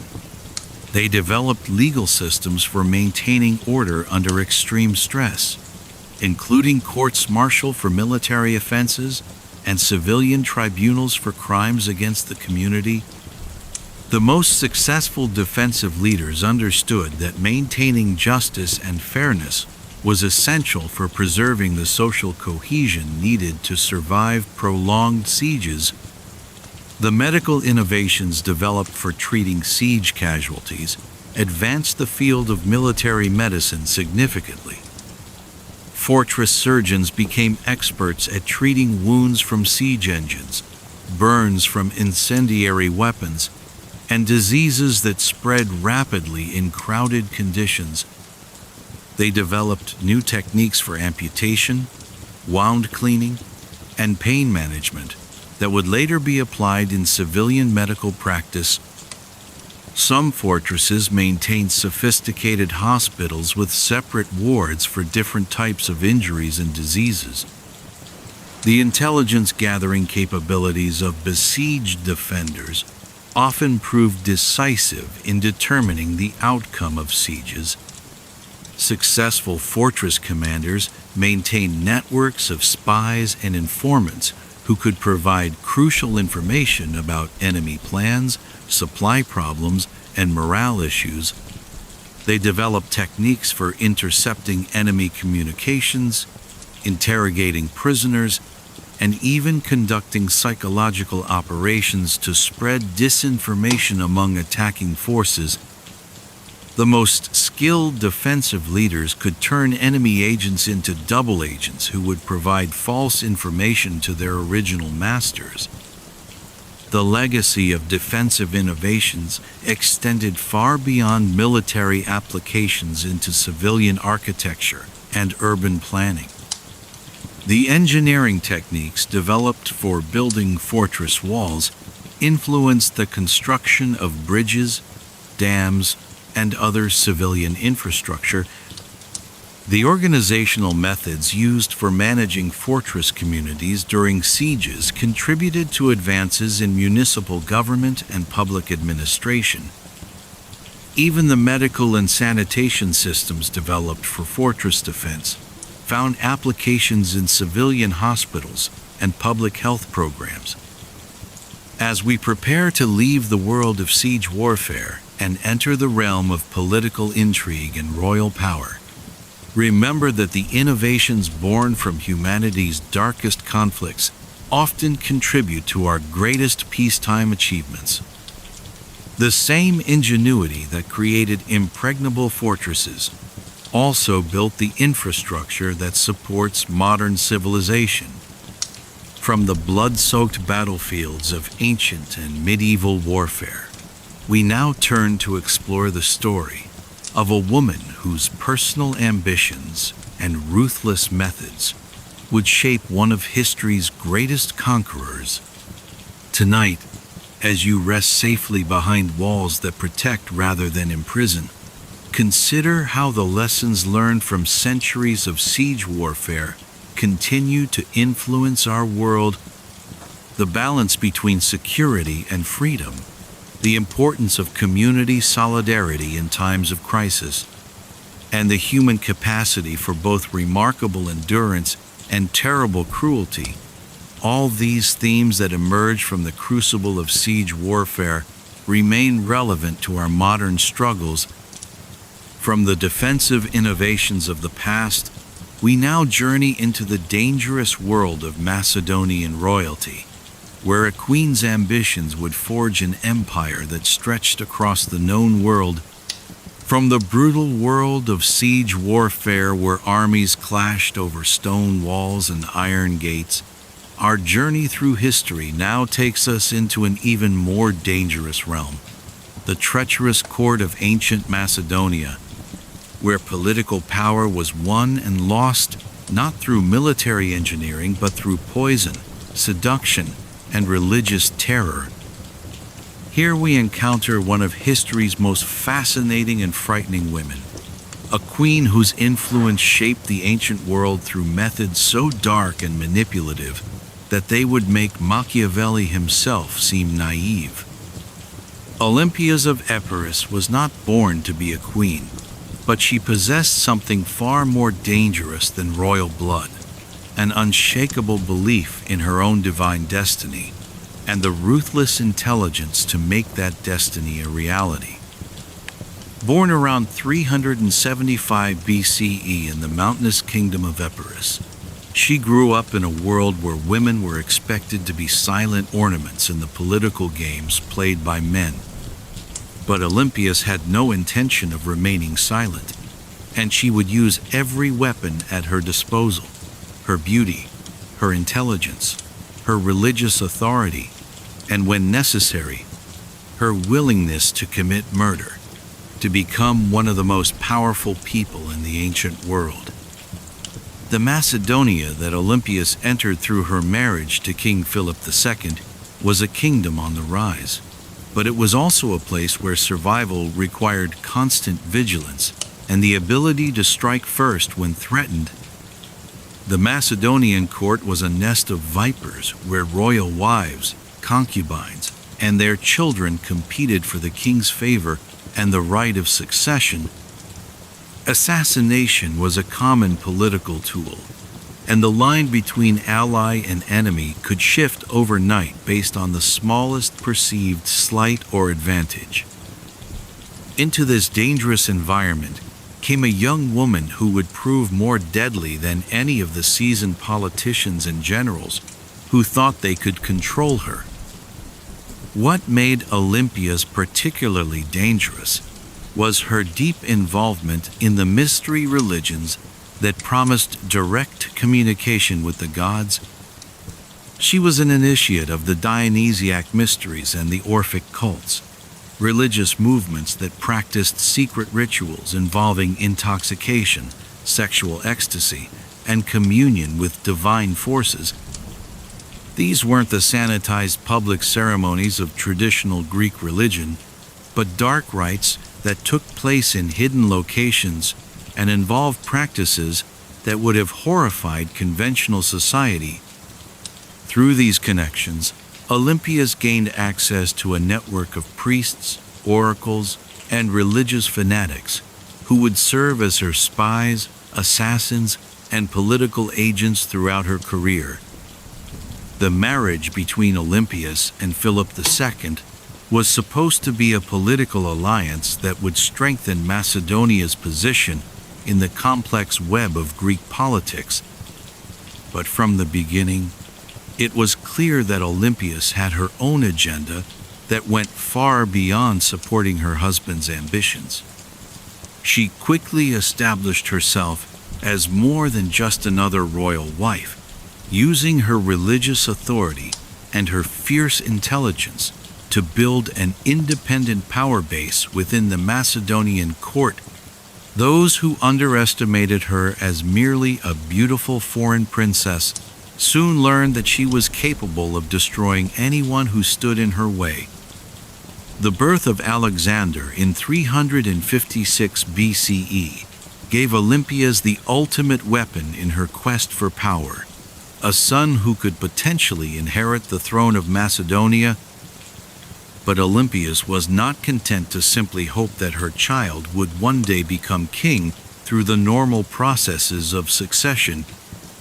From the moment of Alexander's birth, she began weaving a mythology around him that would justify his claim to divine authority and ultimate power. She told anyone who would listen that Alexander was not Philip's son but the child of Zeus himself, conceived when the king of the gods appeared to her in the form of a serpent. This claim of divine parentage was not merely a mother's boastful exaggeration, but a carefully calculated political strategy. In the ancient world, divine ancestry was a powerful tool for legitimizing political authority and inspiring religious devotion among followers. By positioning Alexander as the son of Zeus, Olympias was laying the groundwork for a reign that would transcend normal human limitations. She understood that people would follow a god king to places they would never go for a merely human ruler. The relationship between Olympias and Philip II deteriorated rapidly as the queen's ambitions became clear. Philip was a brilliant military commander and political strategist, but he was also a traditional Macedonian king who expected his wives to support his goals rather than pursuing their own. Olympias, however, had no intention of playing the role of a submissive royal spouse. She began to see Philip not as a partner but as an obstacle to her son's divine destiny, and she started making plans to remove that obstacle permanently. The court of Macedonia became a battleground between Philip's vision of a united Greek kingdom under traditional royal authority and Olympias's dream of a divine empire ruled by her god-king son. The queen used every tool at her disposal to undermine Philip's authority and promote Alexander's interests. She spread rumors about Philip's military failures, questioned his religious devotion, and even suggested that the gods were withdrawing their favor from him. Her network of religious allies provided her with a constant stream of prophecies and omens that supported her political goals. The tension between Philip and Olympias reached a breaking point when the king decided to take a seventh wife, Cleopatra Eurydice, a young Macedonian noblewoman whose family had strong connections to the traditional aristocracy. This marriage was not just a personal betrayal, but a political threat to Alexander's position as heir. If Philip had sons by his new wife, they would have stronger claims to the throne than Alexander, whose mother was a foreigner. Olympias understood that this marriage represented an existential threat to everything she had worked to achieve. The wedding feast for Philip and Cleopatra Eurydice became the stage for one of the most dramatic confrontations in ancient history. When Cleopatra's uncle made a toast hoping that the new marriage would produce legitimate heirs to the throne, he was directly challenging Alexander's right to succession. Alexander responded by throwing his cup at the man and demanding to know if he was calling him a bastard. Philip, drunk and angry, drew his sword and tried to attack his own son, but stumbled and fell. Alexander's response was devastating. Here is the man who was preparing to cross from Europe to Asia, and he cannot even cross from one couch to another. This public humiliation marked the point of no return in the relationship between Philip and his first family. Olympias and Alexander fled Macedonia and took refuge in Epirus, where they began planning their revenge. But Olympias was not content to simply wait for political circumstances to change in her favor. She had already decided that Philip had to die, and she began putting into motion the conspiracy that would make her son the most powerful man in the ancient world. As you settle into the safety of your bed tonight, far from the deadly intrigues of ancient royal courts, consider the terrifying power of a mother's ambition when combined with religious fanaticism and political genius. Olympias represents something that transcends simple villainy. She was a woman who understood that in a world ruled by men, she would need to be more ruthless, more intelligent, and more willing to embrace darkness than any of her male rivals. Her story reminds us that the most dangerous people are often those who believe their cause justifies any means necessary to achieve it. The methods that Olympias employed to achieve her political goals were so shocking and extreme that they horrified even the violence-hardened nobles of the Macedonian court, revealing a woman who had embraced the darkest aspects of ancient religious practice and transformed them into weapons of political terror. What made her particularly dangerous was not just her willingness to kill, but her ability to cloak murder in religious ritual, making her victims' deaths appear to be divine judgments rather than political assassinations. The assassination of King Philip II in 336 BCE was orchestrated with such cunning and religious symbolism that it took historians centuries to unravel Olympias's role in the conspiracy. The actual killer was Pausanias, one of Philip's bodyguards who had a personal grievance against the king, but the evidence strongly suggests that Olympias manipulated him into committing the murder. She used her network of religious contacts to feed Pausanias prophecies and omens that convinced him he was carrying out the will of the gods.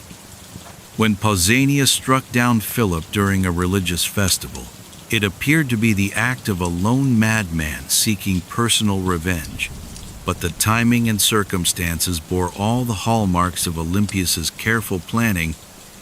The aftermath of Philip's assassination revealed the true extent of Olympias's ruthlessness and her mastery of psychological warfare. Within hours of Philip's death, she had Pausanias killed by her supporters, eliminating the one person who could have revealed her involvement in the conspiracy. But her revenge was only beginning. She then turned her attention to Philip's seventh wife, Cleopatra Eurydice, and the infant daughter who represented a potential threat to Alexander's succession. What Olympias did to these innocent victims was so brutal that it shocked even the hardened Macedonian nobility. Olympias forced Cleopatra Eurydice to watch as she murdered the young woman's infant daughter, then gave her a choice between hanging herself or being burned alive. When Cleopatra chose hanging, Olympias had her body desecrated and denied proper burial rites, ensuring that her soul would wander restlessly for eternity according to Greek religious beliefs. This wasn't simply murder, but a calculated act of spiritual terrorism designed to send a message to anyone who might challenge Alexander's right to rule. The Queen Mother was demonstrating that she possessed not just the power to kill bodies, but to destroy souls. The religious rituals that Olympias practiced became increasingly extreme and terrifying as her power grew. She was known to sleep with live snakes in her bed, claiming that they were sacred to Dionysus, and that their presence allowed her to communicate directly with the god. These serpents were not harmless pets, but venomous creatures that could kill with a single bite. Yet Olympias handled them with complete confidence, convincing observers that she possessed supernatural protection. She would appear at public ceremonies with snakes wrapped around her arms and neck, creating an image of divine power that was both awe-inspiring and terrifying. The mystery religions that Olympias practiced involved rituals that would be considered deeply disturbing by modern standards. The Dionysiac mysteries included ceremonies where participants would consume raw flesh, engage in frenzied dancing that could last for days, and experience religious ecstasy through a combination of alcohol, drugs, and psychological manipulation. Olympias used these rituals not just for personal spiritual experience, but as tools for recruiting and controlling followers. Those who participated in her secret ceremonies became bound to her through shared guilt and the knowledge that they had engaged in practices that could be used to destroy their reputations. The network of spies and assassins that Olympias built through her religious connections was more extensive and effective than any intelligence service of the ancient world. She recruited priests, oracles, and religious fanatics from across the Greek world, creating a web of informants who could gather intelligence and carry out missions in the name of divine will. These agents were particularly dangerous because they believed they were serving the gods rather than a human master, making them willing to undertake suicide missions and resist torture if captured. Olympias could have her enemies killed in distant cities by agents who had never met her personally, but were convinced they were carrying out divine commands. The psychological manipulation techniques that Olympias employed were centuries ahead of their time. She understood how to use fear, guilt, and religious devotion to control people's behavior in ways that made them willing participants in their own manipulation.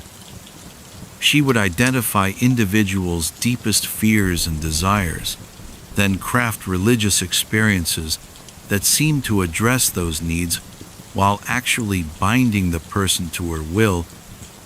Her victims often believed they were receiving divine favor when they were actually being prepared for exploitation or elimination. The use of poison became one of Olympias's signature methods for eliminating enemies, and she developed a sophisticated knowledge of toxicology that rivaled the best physicians of her time. She knew how to create poisons that would mimic natural diseases, making deaths appear to be acts of divine judgment rather than murder. Some of her concoctions would kill quickly and dramatically during public ceremonies, while others would cause slow, wasting illnesses that would destroy her enemies' health and credibility over months or years. She even developed poisons that could be absorbed through the skin, allowing her to kill people through seemingly innocent contact. The religious theater that surrounded Olympias's political activities was carefully designed to maximize psychological impact.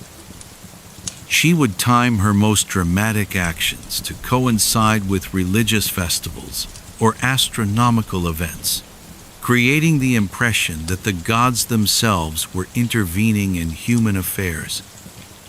Her public appearances were choreographed spectacles that combined elements of religious ceremony, political rally, and psychological warfare.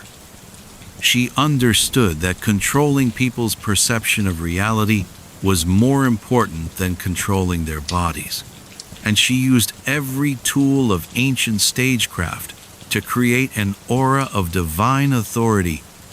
The corruption of traditional religious practices under Olympias's influence represented a fundamental perversion of Greek spiritual life. She took rituals that were meant to connect worshippers with divine truth and transformed them into tools for political manipulation and personal revenge. The mystery religions that had once offered genuine spiritual experiences became recruiting grounds for assassins and spies. Sacred sites that had been places of healing and wisdom were turned into centers for planning murders and political conspiracies. The impact of Olympias's methods extended far beyond her immediate political goals. Her willingness to use religion as a weapon of terror set precedents that would be followed by tyrants and fanatics for centuries to come. She demonstrated how spiritual authority could be perverted to justify the most horrific crimes, and how religious devotion could be manipulated to create armies of willing killers. The technique she pioneered for combining political ambition with religious fanaticism would be studied and imitated by power-hungry individuals throughout history. The personal cost of Olympias's embrace of darkness was enormous, though she seemed incapable of recognizing it. Her relationships with family members, friends, and allies were all poisoned by her willingness to sacrifice anyone for political advantage. She lived in constant fear of assassination, surrounded by bodyguards and tasters, never able to trust anyone completely. The religious practices that she claimed brought her closer to the gods actually isolated her from normal human connection and empathy. As you drift towards sleep tonight, protected by laws and institutions that make such religious terrorism seem impossible, remember that the capacity for both great evil and great self-deception lies within every human heart. Olympias convinced herself that her horrific crimes were justified by her divine mission, demonstrating how easily people can rationalize the most terrible actions when they believe their cause is righteous. Her story serves as a warning about the dangers of combining political ambition with religious fanaticism and the terrible consequences that follow when someone believes that their goals justify any means necessary to achieve them. The relationship between Olympias and her son Alexander was perhaps the most psychologically complex and politically significant mother-child bond in ancient history. A twisted partnership that would shape not only Alexander's character, but the entire course of world civilization. What made this relationship so dangerous was that Olympias didn't simply love her son, she worshipped him as a living god, while simultaneously using him as the ultimate weapon in her quest for power and revenge. From the moment of Alexander's birth, Olympias began the systematic psychological conditioning that would transform an ordinary Macedonian prince into someone who believed he was destined to conquer the world. She filled his childhood with stories of his divine parentage, constantly reminding him that he was the son of Zeus and therefore superior to every other human being on earth. These weren't bedtime stories told for entertainment, but carefully crafted propaganda designed to create a sense of destiny so powerful that it would drive Alexander to attempt the impossible. By the time he reached adolescence, Alexander genuinely believed that failure was not just unlikely, but literally impossible for someone of his divine nature. The education that Olympias arranged for Alexander was designed to reinforce his sense of divine mission while providing him with the practical skills needed to fulfill it.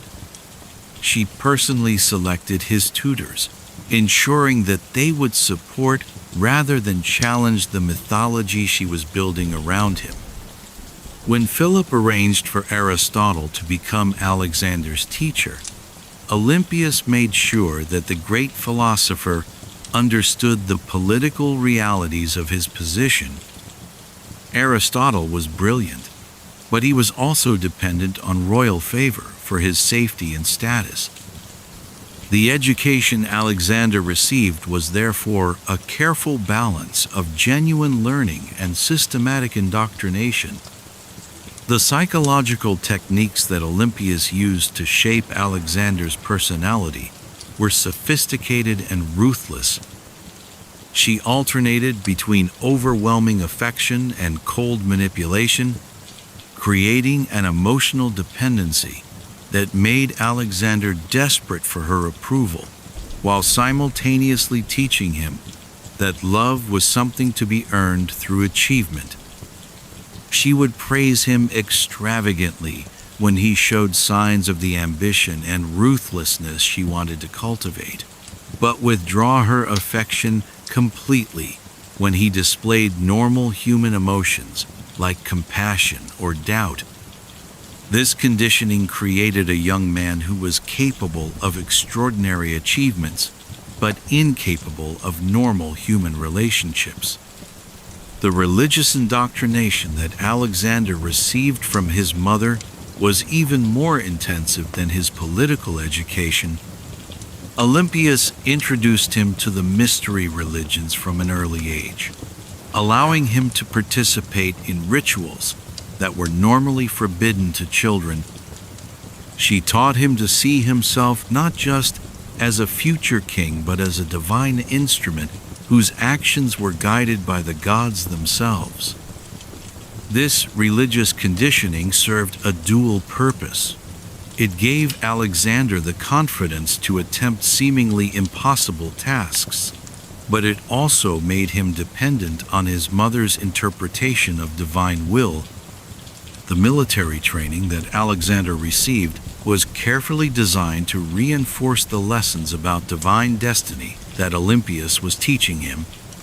She arranged for him to be trained by the best warriors in Macedonia, but she also ensured that his instructors understood the importance of building his confidence and sense of invincibility.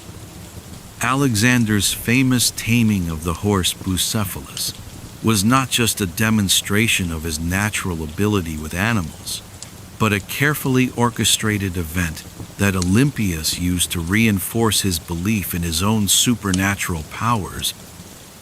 She made sure that witnesses interpreted the event as proof of Alexander's divine nature rather than simply impressive horsemanship.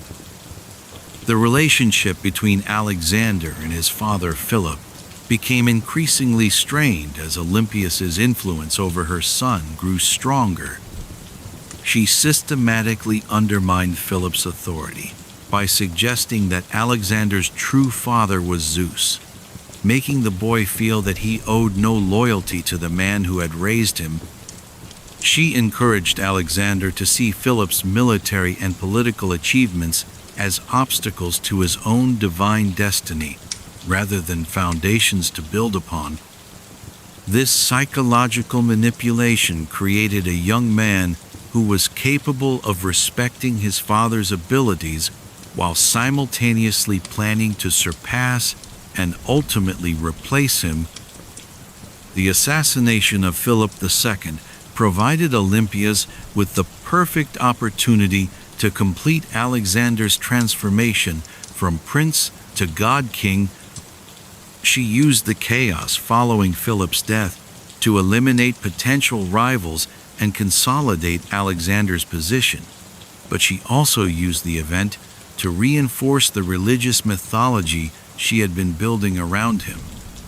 She portrayed Philip's death as divine judgment against a man who had opposed the will of the gods, while presenting Alexander's succession as the fulfillment of ancient prophecies. The young king who emerged from this crisis was completely convinced of his own divine nature and absolutely committed to achieving the world conquest that his mother had taught him was his destiny. The early years of Alexander's reign revealed the full extent of Olympias's influence over her son's thinking and decision-making. While Alexander was undoubtedly a military genius in his own right, many of his most important strategic decisions reflected the lessons about divine destiny and unlimited ambition that his mother had taught him. His decision to invade the Persian Empire was not just a logical extension of his father's policies, but the fulfillment of the world-conquering mission that Olympias had convinced him was his divine purpose. She had created a young man who literally could not conceive of limits to his own power and authority. The correspondence between Alexander and Olympias during his campaigns reveals the continuing psychological hold she maintained over him, even when they were separated by thousands of miles. Her letters were filled with religious interpretations of his victories, reinforcing his belief that he was carrying out divine will rather than simply pursuing personal ambition. She also used their correspondence to influence his treatment of conquered peoples, encouraging him to adopt the religious and political practices that would support her vision of divine kingship.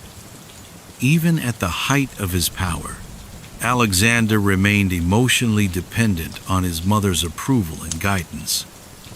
The transformation of Alexander from a Macedonian prince into a god-king worshipped by millions was the ultimate achievement of Olympias's psychological manipulation. She had taken a naturally gifted young man and systematically destroyed his capacity for normal human relationships while enhancing his abilities as a conqueror and ruler. The Alexander who demanded to be worshipped as a god by his Greek subjects was not expressing natural megalomania, but acting out the role that his mother had spent decades teaching him to play. She had created the perfect instrument for achieving her own ambitions for power and revenge. The cost of Olympias's success in shaping Alexander was enormous, both for her son and for the world he conquered. The young man she had created was capable of extraordinary military and political achievements, but he was also incapable of the normal human connections that might have made him a more benevolent ruler. His treatment of conquered peoples, his execution of friends and advisors who questioned his decisions, and his increasing paranoia and isolation all reflected the psychological damage that Olympias's conditioning had inflicted. She had created a god-king, but she had also created a monster. The legacy of Olympias's motherhood extended far beyond Alexander's lifetime. The model of divine kingship that she helped create would be imitated by rulers throughout the ancient world, from the Ptolemies of Egypt to the emperors of Rome. The techniques she developed for using religious authority to justify political power would be studied and copied by ambitious leaders for centuries. Her demonstration that a determined mother could shape her child into an instrument of world conquest would inspire and terrify parents and rulers throughout history. As you settle into sleep tonight, consider the awesome and terrible power that parents wield over their children's development. Olympias's relationship with Alexander represents an extreme example of how parental influence can shape not just individual lives, but the course of entire civilizations. Her story reminds us that the greatest achievements and the greatest crimes often spring from the same source, the human capacity to love so intensely that it becomes a form of madness. The mother who created Alexander the Great also created one of history's most successful tyrants, proving that the line between nurturing and manipulation can be terrifyingly thin. The final chapter of Olympias's life revealed the ultimate corruption that absolute power brings. As the woman who had once manipulated events from the shadows emerged as a ruler in her own right and unleashed a reign of terror that shocked even the violence-hardened world, of Hellenistic politics. After Alexander's death in 323 BCE, Olympias found herself in a position she had spent decades maneuvering to achieve. She was the mother of a god-king and the most powerful woman in the known world. But she was also surrounded by enemies who had been waiting for the chance to destroy her. The power vacuum created by Alexander's sudden death at the age of 32 plunged his vast empire into chaos, as his generals, known as the Diadochi, began fighting for control of different regions. Olympias saw this crisis not as a tragedy, but as an opportunity to finally achieve the ultimate power that had always been her true goal. She positioned herself as the guardian of Alexander's legacy and the protector of his infant son Alexander IV, using her role as grandmother and queen mother to justify her claim to political authority.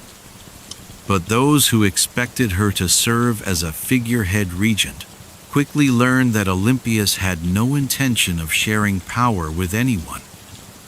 The methods that Olympias employed during her final bid for power were so extreme that they horrified even her own supporters.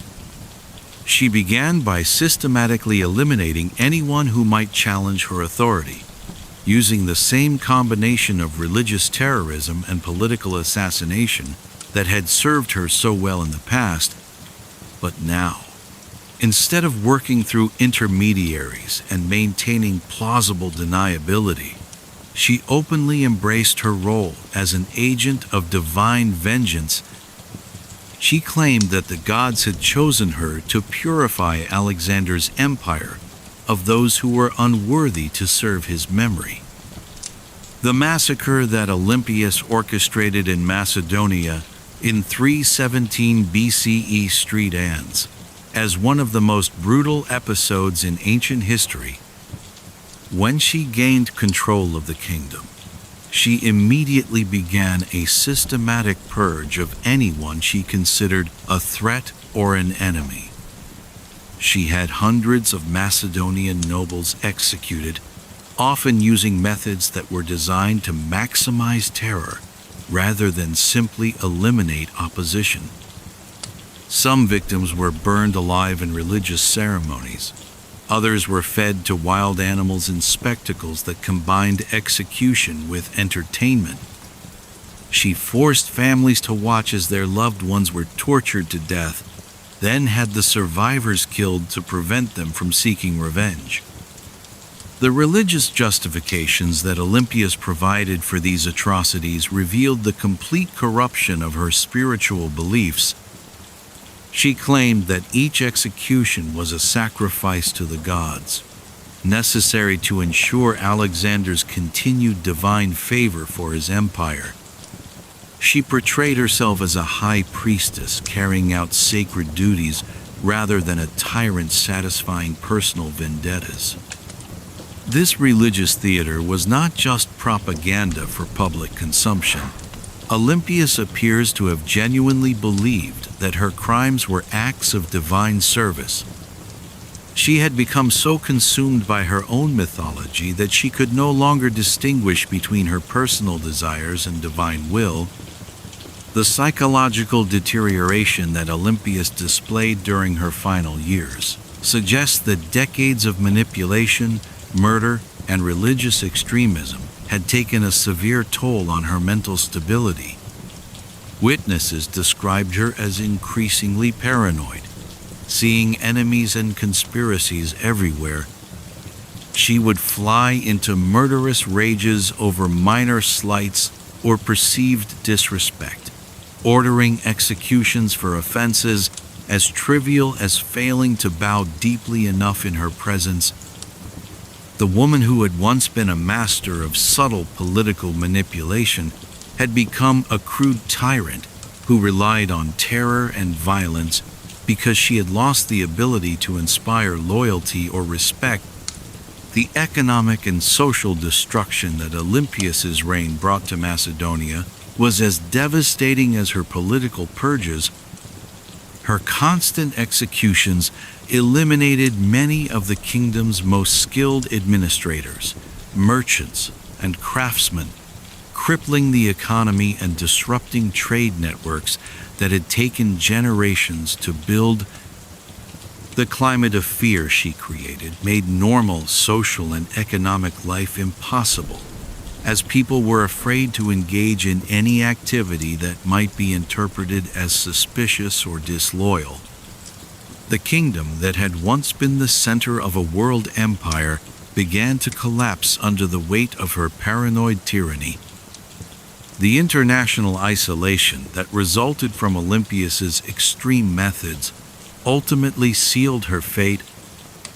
The other Diadochi, who were themselves hardly paragons of virtue, found her behavior so shocking that they began to unite against her. Even rulers who had been willing to tolerate or ally with her in the past decided that she had become too dangerous and unpredictable to work with.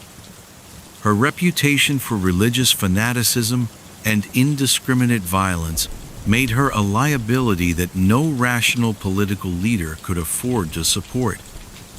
The siege of Pydna in 316 BCE marked the beginning of the end for Olympias's reign of terror.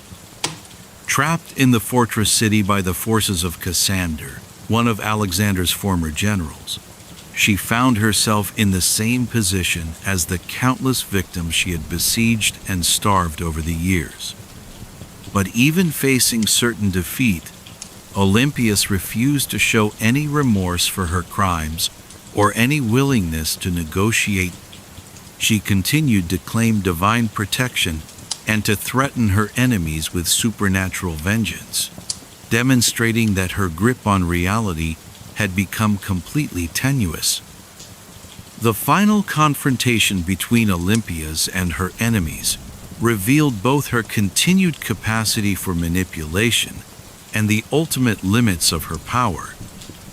When Cassander's forces finally breached the walls of Pydna, she attempted to use her religious authority one last time to save herself. She appeared before the Macedonian soldiers in full ceremonial regalia, surrounded by the symbols of her divine authority, and demanded that they recognize her as the mother of their god King Alexander. For a moment, it seemed that her psychological manipulation might work one final time, as some soldiers hesitated to arrest the woman who had given birth to their greatest hero. But the spell that Olympias had woven around herself through decades of careful image management finally broke when confronted with the reality of her crimes. The families of her victims stepped forward to testify about the horrors they had witnessed, and the soldiers who had once feared her divine authority realized that she was simply a mortal woman who had used religion to justify murder. The execution that followed was swift and brutal, carried out by relatives of her victims who had waited years for the chance to exact their revenge. The death of Olympias in 316 BCE marked the end of one of history's most successful and terrifying examples of how religious authority can be perverted to serve personal ambition. She had achieved everything she had set out to accomplish. Her son had conquered the known world. She had eliminated all her enemies, and she had wielded power that few women in the ancient world could even dream of. But the cost of these achievements was the complete destruction of her humanity and the transformation of a brilliant political mind into an instrument of pure terror. The legacy of Olympias's reign of terror extended far beyond her own lifetime, providing a template for future tyrants who would use similar combinations of religious fanaticism and political violence to achieve and maintain power. Her methods would be studied and imitated by ambitious rulers throughout history, from Roman emperors to medieval kings to modern dictators. She had demonstrated that there were no limits to what could be justified in the name of divine will, and no depths of cruelty that could not be rationalized through religious rhetoric. As we prepare to leave the blood-soaked world of Macedonian politics and enter our final historical realm, remember that Olympias' story serves as a warning about the corrupting influence of absolute power and the dangers of combining political ambition with religious extremism. From the royal courts where queens plotted murder in the name of the gods, we now turn to explore a different kind of darkness, the shadowy world of professional killers who served not divine will but human greed and political necessity. Tonight, as you drift towards sleep in a world governed by laws rather than the whims of tyrants, consider how thin the line can be between civilization and barbarism. Olympias began as an intelligent young woman with understandable ambitions, but her willingness to embrace increasingly extreme methods ultimately transformed her into a monster. Her story reminds us that the greatest dangers often come not from those who are born evil, but from those who convince themselves that their noble goals justify any means necessary to achieve them. From the blood-soaked throne rooms where Olympias wielded religious terror as a weapon of political control, our final journey through history's shadows takes us into an even more secretive and dangerous world, the realm of the medieval assassin, where death was not a tool of royal ambition, but a professional service available to anyone with sufficient gold and the will to use it. Far from the Hollywood fantasies of noble warriors fighting for honor and justice, the reality of medieval assassination was a cold, calculated business practiced by men who had turned murder into an art form. The popular image of medieval assassins as mysterious figures in black robes leaping across rooftops with supernatural stealth bears almost no resemblance to the historical reality. The real assassins of the Middle Ages were not romantic anti-heroes or mystical warriors, but practical businessmen who understood that in a world where legal justice was often unavailable or unreliable, there would always be a market for their particular skills. They were craftsmen of death who approached their work with the same methodical professionalism that other medieval artisans brought to making shoes or forging swords. The medieval world that gave birth to professional assassination was one where violence was a constant presence in daily life, but where certain forms of killing were considered more acceptable than others. Open warfare between nobles was expected and even celebrated, but the deliberate murder of specific individuals required skills and methods that went far beyond simple combat ability.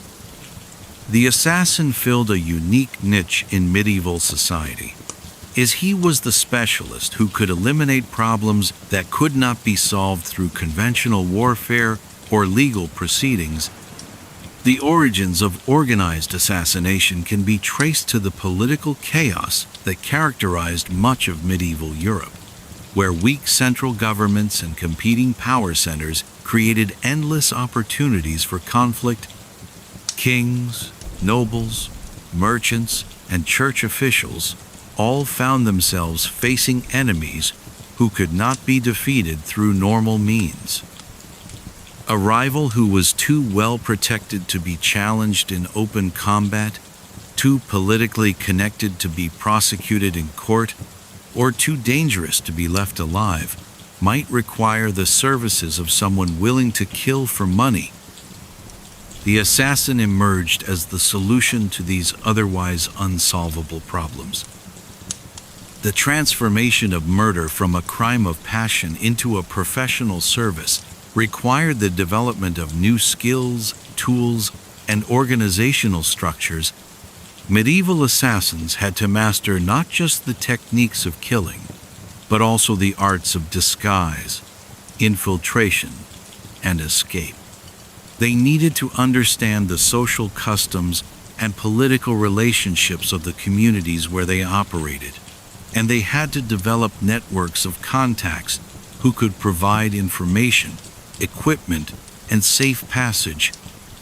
Most importantly, they had to learn how to kill without being caught, which required a level of planning and preparation that went far beyond what most people associate with medieval violence.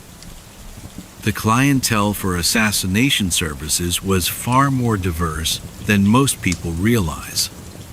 While kings and nobles were certainly among those who employed assassins, the customer base also included wealthy merchants seeking to eliminate business rivals, church officials dealing with heretics or political opponents, and even ordinary citizens who had exhausted all legal remedies for their grievances.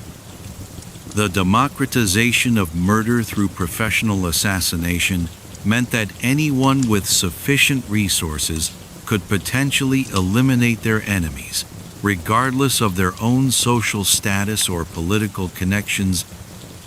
The economic aspects of the assassination trade were surprisingly sophisticated, with established rates for different types of targets and payment structures that protected both assassins and their clients. A simple murder of a common citizen might cost the equivalent of a few months' wages for a skilled craftsman, while eliminating a well-protected noble could require payment equivalent to the price of a small estate. The most expensive contracts involved targets who were not just well-guarded, but also politically sensitive, where the assassin had to ensure that the death appeared to be from natural causes or accident. The geographical spread of assassination networks during the medieval period was remarkable, with professional killers operating from the courts of Constantinople to the trading cities of northern Italy to the remote castles of Scotland and Ireland. These networks often overlapped with other criminal enterprises and legitimate businesses, creating complex webs of relationships that could span entire continents. A merchant traveling from Venice to London might carry messages between assassin cells, while a pilgrim journeying to Jerusalem could serve as a courier for contracts and payments. The religious and moral justifications that medieval assassins developed for their work reveal the complex relationship between faith and violence in medieval society. Many assassins convinced themselves that they were serving God by eliminating evil people, while others argued that they were simply tools in the hands of divine providence. Some even claimed that their work was a form of penance, that by taking on the sin of murder, they were protecting others from having to commit such acts themselves. These rationalizations allowed men to pursue careers in murder while maintaining their standing in Christian communities. The training methods used to create professional assassins were far more systematic and comprehensive than the casual violence that characterized much of medieval life. Potential assassins had to master a wide range of skills, including swordsmanship, archery, the use of poisons, lock-picking, disguise, and even basic medicine, to understand how the human body could be most efficiently destroyed. They studied the habits and weaknesses of different social classes, learned multiple languages and dialects, and practiced moving through different environments without attracting attention. The most successful assassins were essentially medieval special forces operatives, with skills that rivaled those of the best knights and scholars of their time. The psychological profile of medieval assassins was complex and often contradictory. While popular culture portrays them as cold-blooded killers without conscience, historical evidence suggests that many struggled with the moral implications of their work. Some turned to alcohol or religious extremism to cope with the psychological burden of repeated murder, while others developed elaborate personal codes of conduct that allowed them to maintain some sense of honor despite their profession. The most successful assassins were often those who could compartmentalize their emotions and treat killing as simply another job to be completed efficiently. The impact of professional assassination on medieval politics and society was profound and lasting. The knowledge that anyone could potentially be killed for the right price changed the way people conducted business, formed alliances, and exercised power. Political leaders had to invest enormous resources in personal security, while ordinary citizens lived with the constant awareness that legal justice was not the only form of retribution available to their enemies. The mere existence of professional assassins created a climate of fear and suspicion that influenced every aspect of medieval life. As we prepare to delve deeper into the dark world of medieval assassination, remember that we are exploring not just individual crimes, but an entire shadow economy that operated parallel to legitimate medieval society. The assassins we are about to encounter were not mythical figures, but real people who left behind detailed records of their methods, their motivations, and their victims. Their story is a reminder that behind every civilization's public face lies a hidden world where different rules apply and where human nature reveals its darkest possibilities. Tonight, as you settle into the safety of your modern world where professional assassination is largely relegated to spy novels and action movies, consider how different life was when murder for hire was a recognized profession.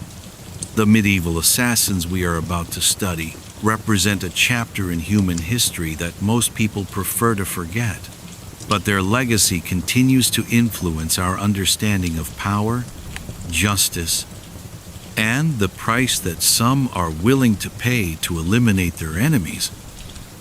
The training and tools of medieval assassins represented a sophisticated understanding of human anatomy, psychology, and social dynamics that rivaled the knowledge possessed by the most learned scholars and physicians of their time. These were not crude killers who relied on brute force, but highly skilled professionals who understood that successful assassination required mastery of dozens of specialized techniques and the ability to adapt those skills to an infinite variety of circumstances.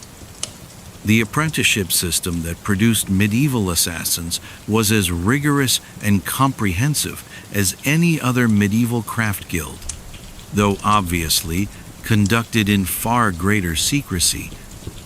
Young men who showed aptitude for the work, typically those who were intelligent, physically capable, and emotionally detached, would be recruited through networks that often overlapped with legitimate professions like medicine, the military, or the church. The training process could take years and involve not just learning how to kill, but how to blend seamlessly into any social environment and how to gather the intelligence necessary to plan successful operations. Master assassins understood that creating a skilled killer required breaking down and rebuilding a person's entire personality and worldview. The weapons favored by professional assassins were chosen not for their effectiveness in open combat, but for their ability to kill quickly and quietly while being easily concealed. The stiletto, a thin-bladed dagger designed specifically for assassination, could penetrate between ribs to reach the heart or slip between vertebrae to sever the spinal cord. These weapons were often disguised as everyday objects. A walking stick might conceal a blade, A religious cross could hide a poison needle, or a merchant's quill pen might contain a deadly toxin. The most sophisticated assassins carried entire arsenals of concealed weapons, each designed for specific types of targets and situations. Poison represented the pinnacle of the assassin's art, requiring extensive knowledge of chemistry, botany, and human physiology that few people in the medieval world possessed. Master poisoners understood how different toxins affected the body, how to calculate dosages that would kill without causing immediate symptoms, and how to deliver poisons through food, drink, or even contact with the skin. Some poisons were designed to mimic natural diseases, allowing assassins to eliminate targets without anyone suspecting murder. Others were formulated to cause dramatic and painful deaths that would serve as warnings to the victim's allies. The most skilled poisoners could create substances that would remain dormant in the body for days or weeks before activating, allowing the assassin to be far away when the victim finally died. The art of disguise practiced by medieval assassins went far beyond simply changing clothes or altering physical appearance. Successful assassins had to master the speech patterns, mannerisms, and social customs of different classes and regions, allowing them to convincingly portray merchants, pilgrims, servants, or even nobles, depending on what their mission required. They studied the subtle differences in how people of different backgrounds walked, gestured, and interacted with others.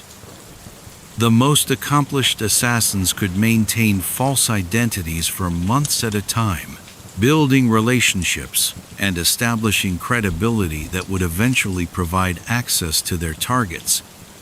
The intelligence-gathering capabilities of medieval assassin networks were remarkably sophisticated, often surpassing those of legitimate governments and military organizations. Assassins needed detailed information about their targets' daily routines, security arrangements, personal relationships, and psychological weaknesses. They developed extensive networks of informants, including servants, merchants, prostitutes, and even family members who could provide crucial intelligence. Some assassins specialized in long-term infiltration, spending years working their way into positions of trust within their targets' households or organizations. The information they gathered was often more valuable than the assassinations themselves, as it could be sold to multiple clients or used for blackmail. The escape and evasion techniques developed by medieval assassins were as important as their killing methods.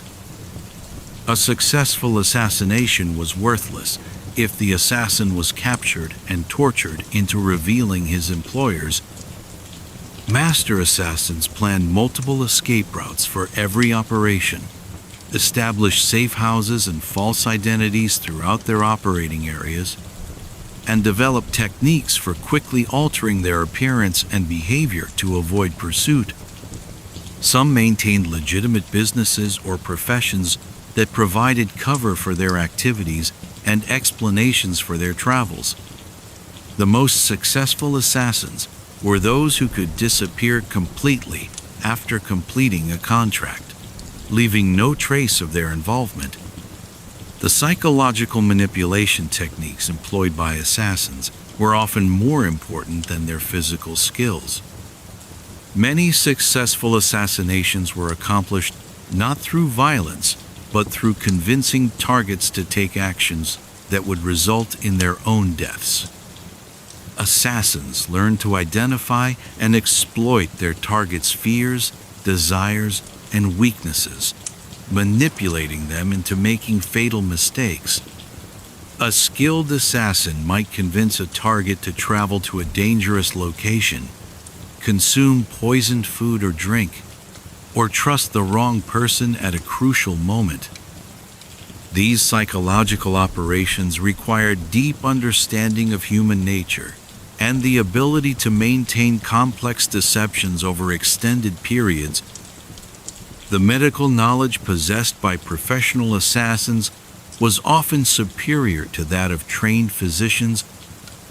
They understood human anatomy in ways that allowed them to kill with minimal effort, knowing exactly where to place a blade to cause instant death, how to strangle someone without leaving obvious marks, or how to create injuries that would appear accidental. Some assassins were trained in basic surgery and medicine, allowing them to treat their own wounds and maintain their health during long operations. This medical knowledge also helped them understand how to make deaths appear natural, timing their attacks to coincide with existing illnesses, or creating symptoms that would mislead investigators. The organizational structure of medieval assassin guilds was surprisingly sophisticated, with hierarchies, specializations, and internal regulations that rivaled those of legitimate professional organizations. Senior assassins served as planners and coordinators, while junior members handled surveillance, intelligence gathering, and support functions. Some assassins specialized in particular types of targets or methods. There were experts in poisoning, specialists in eliminating heavily guarded targets, and even assassins who focused exclusively on making deaths appear accidental. The most successful organizations maintained strict codes of conduct that protected both individual members and the group as a whole. The financial aspects of the assassination trade were complex and carefully regulated. Contracts typically involved multiple payments, an initial fee to secure the assassin's services, progress payments as the operation developed, and final payment upon successful completion. The most expensive contracts were those that required the death to appear natural or accidental, as these demanded the highest levels of skill and carried the greatest risks. Some assassin organizations offered guarantees, promising to complete contracts even if the original assassin was killed or captured. The most successful groups developed reputations for reliability that allowed them to charge premium prices for their services. The tools and techniques developed by medieval assassins influenced military and intelligence operations for centuries to come. Many of the methods they pioneered for gathering intelligence, conducting surveillance, and eliminating specific targets were later adopted by legitimate military forces and intelligence agencies. The emphasis on careful planning, detailed preparation, and precise execution that characterized professional assassination became standard practice for special operations throughout history. Even the psychological manipulation techniques developed by assassins found applications in diplomacy, warfare, and politics. The legacy of medieval assassination techniques can be seen in modern intelligence and special operations methods. The emphasis on blending into local populations, gathering detailed intelligence about targets, and executing precise operations with minimal collateral damage all have their roots in the methods developed by medieval assassins. While the moral and legal context has changed dramatically, many of the fundamental techniques remain remarkably similar. The medieval assassins were, in many ways, the predecessors of modern intelligence operatives and special forces soldiers. As you drift towards sleep tonight, consider the incredible sophistication and skill that went into perfecting the art of murder during the medieval period. These were not simple criminals, but highly trained professionals who developed techniques and technologies that were centuries ahead of their time. Their story reminds us that human ingenuity can be applied to any purpose, and that some of our most advanced capabilities have their origins in humanity's darkest impulses. Tomorrow, we'll explore the most disturbing aspect of the assassin's craft, the methods they use to extract information from their victims before delivering the final blow. The most disturbing aspect of medieval assassination was not the killing itself, but the systematic torture and information extraction that often preceded death, revealing a level of calculated cruelty that transformed murder from a simple crime into an elaborate ritual of suffering. Professional assassins understood that their victims often possessed valuable information, political secrets, financial details, or intelligence about other potential targets that could be far more profitable than the original contract fee. The torture chambers, operated by medieval assassin guilds, were sophisticated laboratories of pain that combined medical knowledge with psychological manipulation to break even the strongest-willed victims. These were not crude dungeons filled with random instruments of torment, but carefully designed facilities where every tool and technique had been refined through years of experimentation on human subjects.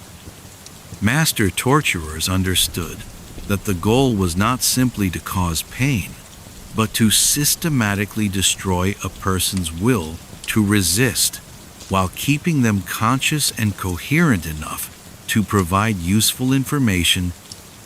The most skilled practitioners could keep victims alive and responsive for days or even weeks, while extracting every secret they possessed.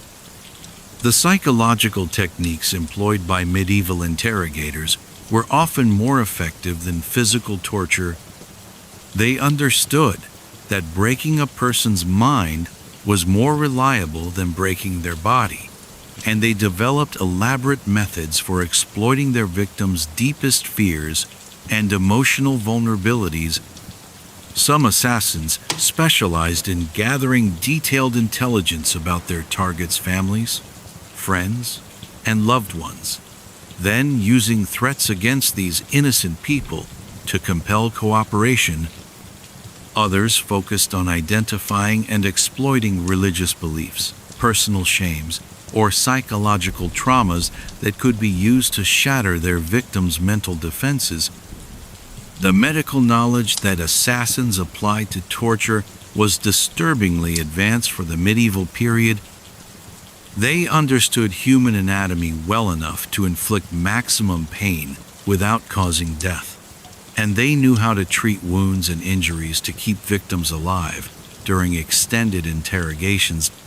Some torture specialists were trained in basic surgery, allowing them to inflict precise injuries that would heal properly if the victim cooperated, or become infected and fatal if they continued to resist. They understood how different types of pain affected the mind and body, and they could calibrate their methods to achieve specific psychological effects. The drugs and chemicals used by medieval torturers represented some of the most advanced pharmacological knowledge of their time. They employed substances that could heighten sensitivity to pain, induce hallucinations and paranoia, or create states of confusion that made victims more susceptible to manipulation. Some chemicals could cause temporary paralysis while leaving the victim fully conscious and able to feel pain, while others created burning sensations that felt like being consumed by fire. The most sophisticated torturers maintained extensive libraries of recipes and formulas for different substances, each designed to achieve specific effects during interrogation. The information extraction process followed carefully developed protocols that maximized the chances of obtaining accurate intelligence. Experienced interrogators understood that victims would often lie or provide false information to stop their suffering, so they developed techniques for verifying the accuracy of what they were told. They would cross-reference information obtained from multiple sources, conduct independent investigations to confirm details, and use psychological pressure to detect deception. The most successful interrogators were those who could distinguish between genuine intelligence and desperate fabrications designed to end the torture. The business model that developed around information extraction was remarkably sophisticated. Assassin organizations quickly realized that the intelligence they gathered during torture sessions could be sold to multiple clients, making it far more valuable than simple murder contracts. They developed networks of buyers for different types of information. Political intelligence could be sold to rival nobles. Financial secrets were valuable to merchants and bankers, and personal scandals could be used for blackmail. Some assassin guilds eventually shifted their focus from killing to information brokerage, finding that knowledge was more profitable and less risky than murder. The psychological impact of torture on the interrogators themselves was a constant concern for assassin organizations. They understood that repeatedly inflicting extreme suffering on other human beings could damage their operatives' mental health and effectiveness. Some torturers developed elaborate psychological defenses, convincing themselves that their victims deserved their suffering or that they were serving a greater good. Others turned to alcohol, drugs, or religious extremism to cope with the psychological burden of their work. The most successful torture specialists were often those who could completely compartmentalize their emotions and treat human suffering as simply another technical challenge to be solved. The record-keeping systems maintained by medieval assassin guilds reveal the bureaucratic nature of their torture operations. They kept detailed logs of interrogation sessions, noting which techniques were most effective against different types of victims, and recording the intelligence obtained from each subject. These records were used to refine their methods and train new interrogators, creating an institutional knowledge base that allowed them to continuously improve their effectiveness. Some organizations maintained extensive files on potential targets, gathering information about their psychological profiles and vulnerabilities years before they might be captured. The disposal of torture victims presented unique challenges that required careful planning and specialized knowledge. Assassins had to ensure that bodies showed no evidence of the interrogation process, either by using torture methods that left no permanent marks, or by destroying the evidence through dismemberment or chemical dissolution. Some victims were kept alive after interrogation and released with carefully crafted cover stories to explain their absence, while others were killed using methods that would make their deaths appear natural or accidental. The most sophisticated operations involved elaborate staging to make torture victims appear to have died from unrelated causes. The international networks that developed around information trading created some of the first truly global intelligence operations. Assassin guilds in different countries began sharing information and coordinating their activities, creating webs of intelligence that spanned entire continents. A secret extracted through torture in London might be sold to buyers in Venice, while information gathered in Constantinople could influence political decisions in Paris. These networks operated parallel to legitimate diplomatic and commercial channels, creating shadow economies based entirely on stolen secrets and human suffering. The technological innovations developed for torture purposes often found applications in legitimate medicine and science. The detailed anatomical knowledge gained through systematic infliction of pain contributed to advances in surgery and medical treatment. The psychological techniques developed for breaking human resistance influenced early developments in what would later become psychiatry and psychology. Even the chemical knowledge accumulated by torture specialists contributed to advances in pharmacology and chemistry. These dark innovations remind us that scientific progress often emerges from humanity's most disturbing activities. The legal and moral frameworks that medieval societies developed to address torture reveal the complex relationship between official justice and criminal activity.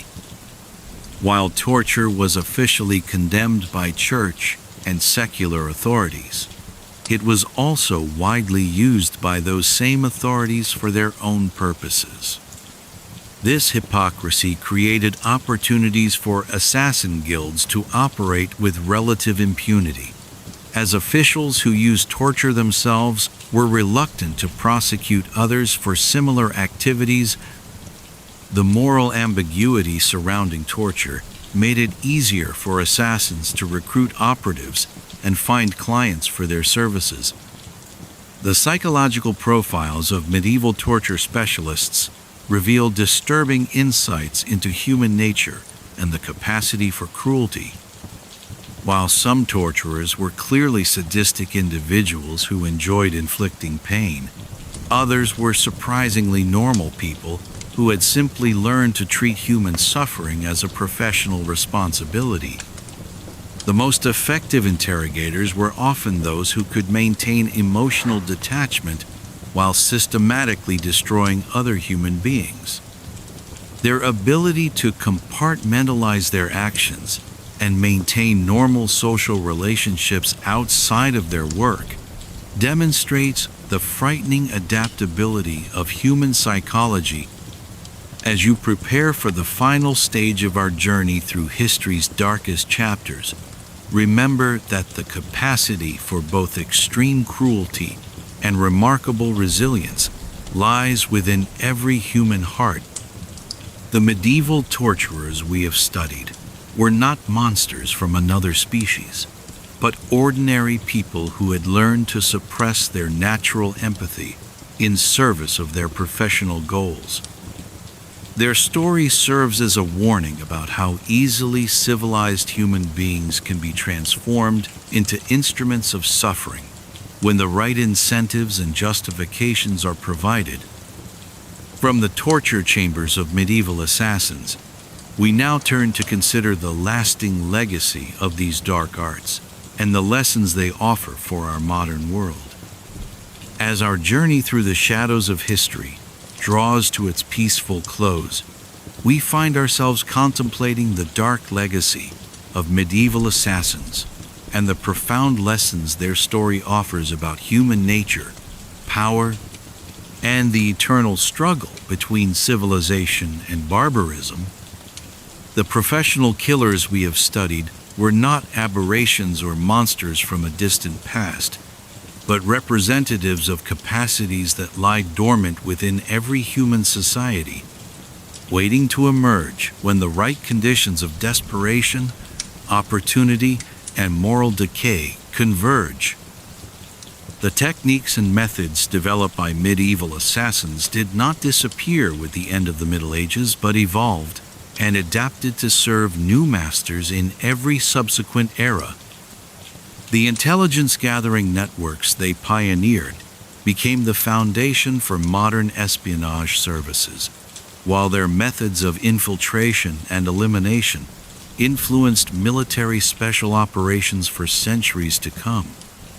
Even their psychological manipulation techniques found new applications in fields as diverse as advertising, politics, and psychological warfare. The dark innovations born in medieval torture chambers and assassin guilds continue to shape our world in ways that most people never realize. The organizational structures that medieval assassin guilds developed to manage their deadly businesses provided templates that would be copied by criminal organizations throughout history. The emphasis on secrecy, compartmentalization, and professional specialization that characterize these groups can be seen in everything from modern organized crime syndicates to terrorist networks. Their understanding of how to balance competition with cooperation, how to maintain loyalty through fear and reward, and how to operate in the shadows of legitimate society created models that continue to influence criminal enterprises today. Perhaps most disturbing of all is how the moral and psychological frameworks that medieval assassins used to justify their actions continue to appear in modern contexts. The ability to rationalize extreme violence through appeals to higher purposes, the compartmentalization of empathy that allows people to commit atrocities while maintaining normal social relationships, and the gradual erosion of moral boundaries through incremental exposure to violence. All these patterns that we observed in medieval assassins can be found in modern conflicts and criminal enterprises. Human nature, it seems, has not changed as much as we might hope. The economic lessons from the medieval assassination trade remain relevant in our modern world, where violence continues to be a profitable enterprise. The market forces that created demand for professional killers in the Middle Ages, weak legal systems, corrupt governments, and the concentration of wealth and power in the hands of a few still exist in many parts of the world today. The business models that medieval assassin guilds developed for monetizing violence and information have been adapted by modern criminal organizations, terrorist groups, and even some legitimate intelligence services.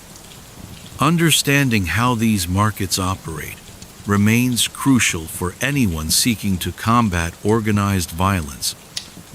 The technological innovations that emerged from the medieval assassination trade remind us that some of humanity's most advanced capabilities have their origins in our darkest impulses.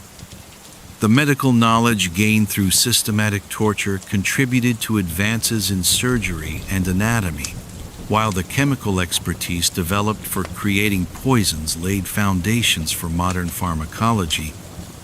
The surveillance and intelligence gathering techniques pioneered by assassin networks influenced the development of modern espionage and law enforcement methods. This uncomfortable truth forces us to confront the complex relationship between scientific progress and human suffering. The psychological insights gained from studying medieval assassins offer valuable lessons about the human capacity for both evil and resilience. Their story demonstrates how ordinary people can be transformed into instruments of terror through the right combination of training, ideology, and social pressure, but it also reveals the remarkable ability of human beings to survive and recover from even the most extreme forms of trauma and abuse. Understanding these psychological dynamics is crucial for preventing the emergence of new forms of organized violence and for helping victims recover from their experiences. The social and political conditions that allowed medieval assassin guilds to flourish provide important warnings about the fragility of civilized society. When legal systems fail to provide justice, when governments become corrupt or ineffective, and when social institutions lose their moral authority, the space opens for alternative forms of power and control.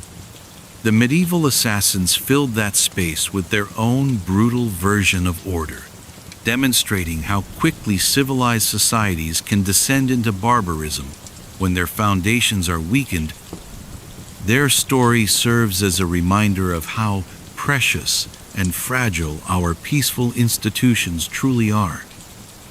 The international dimensions of medieval assassination networks offer lessons about the challenges of combating organized crime in a globalized world. The ability of assassin guilds to operate across national boundaries, to exploit differences in legal systems and law enforcement capabilities, and to adapt their methods to local conditions created problems that medieval authorities were unable to solve. Modern law enforcement agencies face similar challenges when dealing with international criminal organizations, terrorist networks, and cyber criminals who operate in the spaces between national jurisdictions. The cultural and religious aspects of medieval assassination remind us of the dangers that arise when spiritual authority is perverted to serve violent ends. Just as Olympius used religious ritual to justify political murder, medieval assassins often cloaked their activities in religious or ideological rhetoric that made their crimes seem morally justified. This pattern continues to appear in modern conflicts where violence is justified through appeals to religious duty, political ideology, or cultural identity. Understanding how these justifications work is crucial for preventing the radicalization that leads to organized violence. The personal costs that medieval assassins paid for their chosen profession offer sobering lessons about the psychological toll of violence. While some assassins were able to compartmentalize their activities and maintain apparently normal lives, many others suffered from what we would now recognize as post-traumatic stress disorder, depression, and other mental health problems. Their struggles with alcohol, drugs, and religious extremism demonstrate that even those who inflict violence are damaged by their actions. This understanding has important implications for how we treat both perpetrators and victims of violence in our modern world. The ultimate lesson of medieval assassination may be that the capacity for both great evil and great good lies within every human heart. The same intelligence, creativity, and determination that medieval assassins used to perfect their deadly arts could have been channeled toward healing, building, and creating. The choice between construction and destruction, between helping and harming, between love and hate, remains as relevant today as it was in the medieval world. Each generation must make these choices anew, and the consequences of those choices shape the world that future generations will inherit. As our journey through history's darkest chapters comes to an end, we return to the safety and comfort of our modern world, with a deeper understanding of both human potential and human frailty. We have walked through the magnificent palaces of ancient Crete, witnessed the brutal realities of medieval warfare, observed the deadly intrigues of royal courts, and explored the shadow world of professional killers. Each story has revealed different aspects of the human experience, from our capacity for creating beauty and wonder to our ability to inflict unimaginable suffering.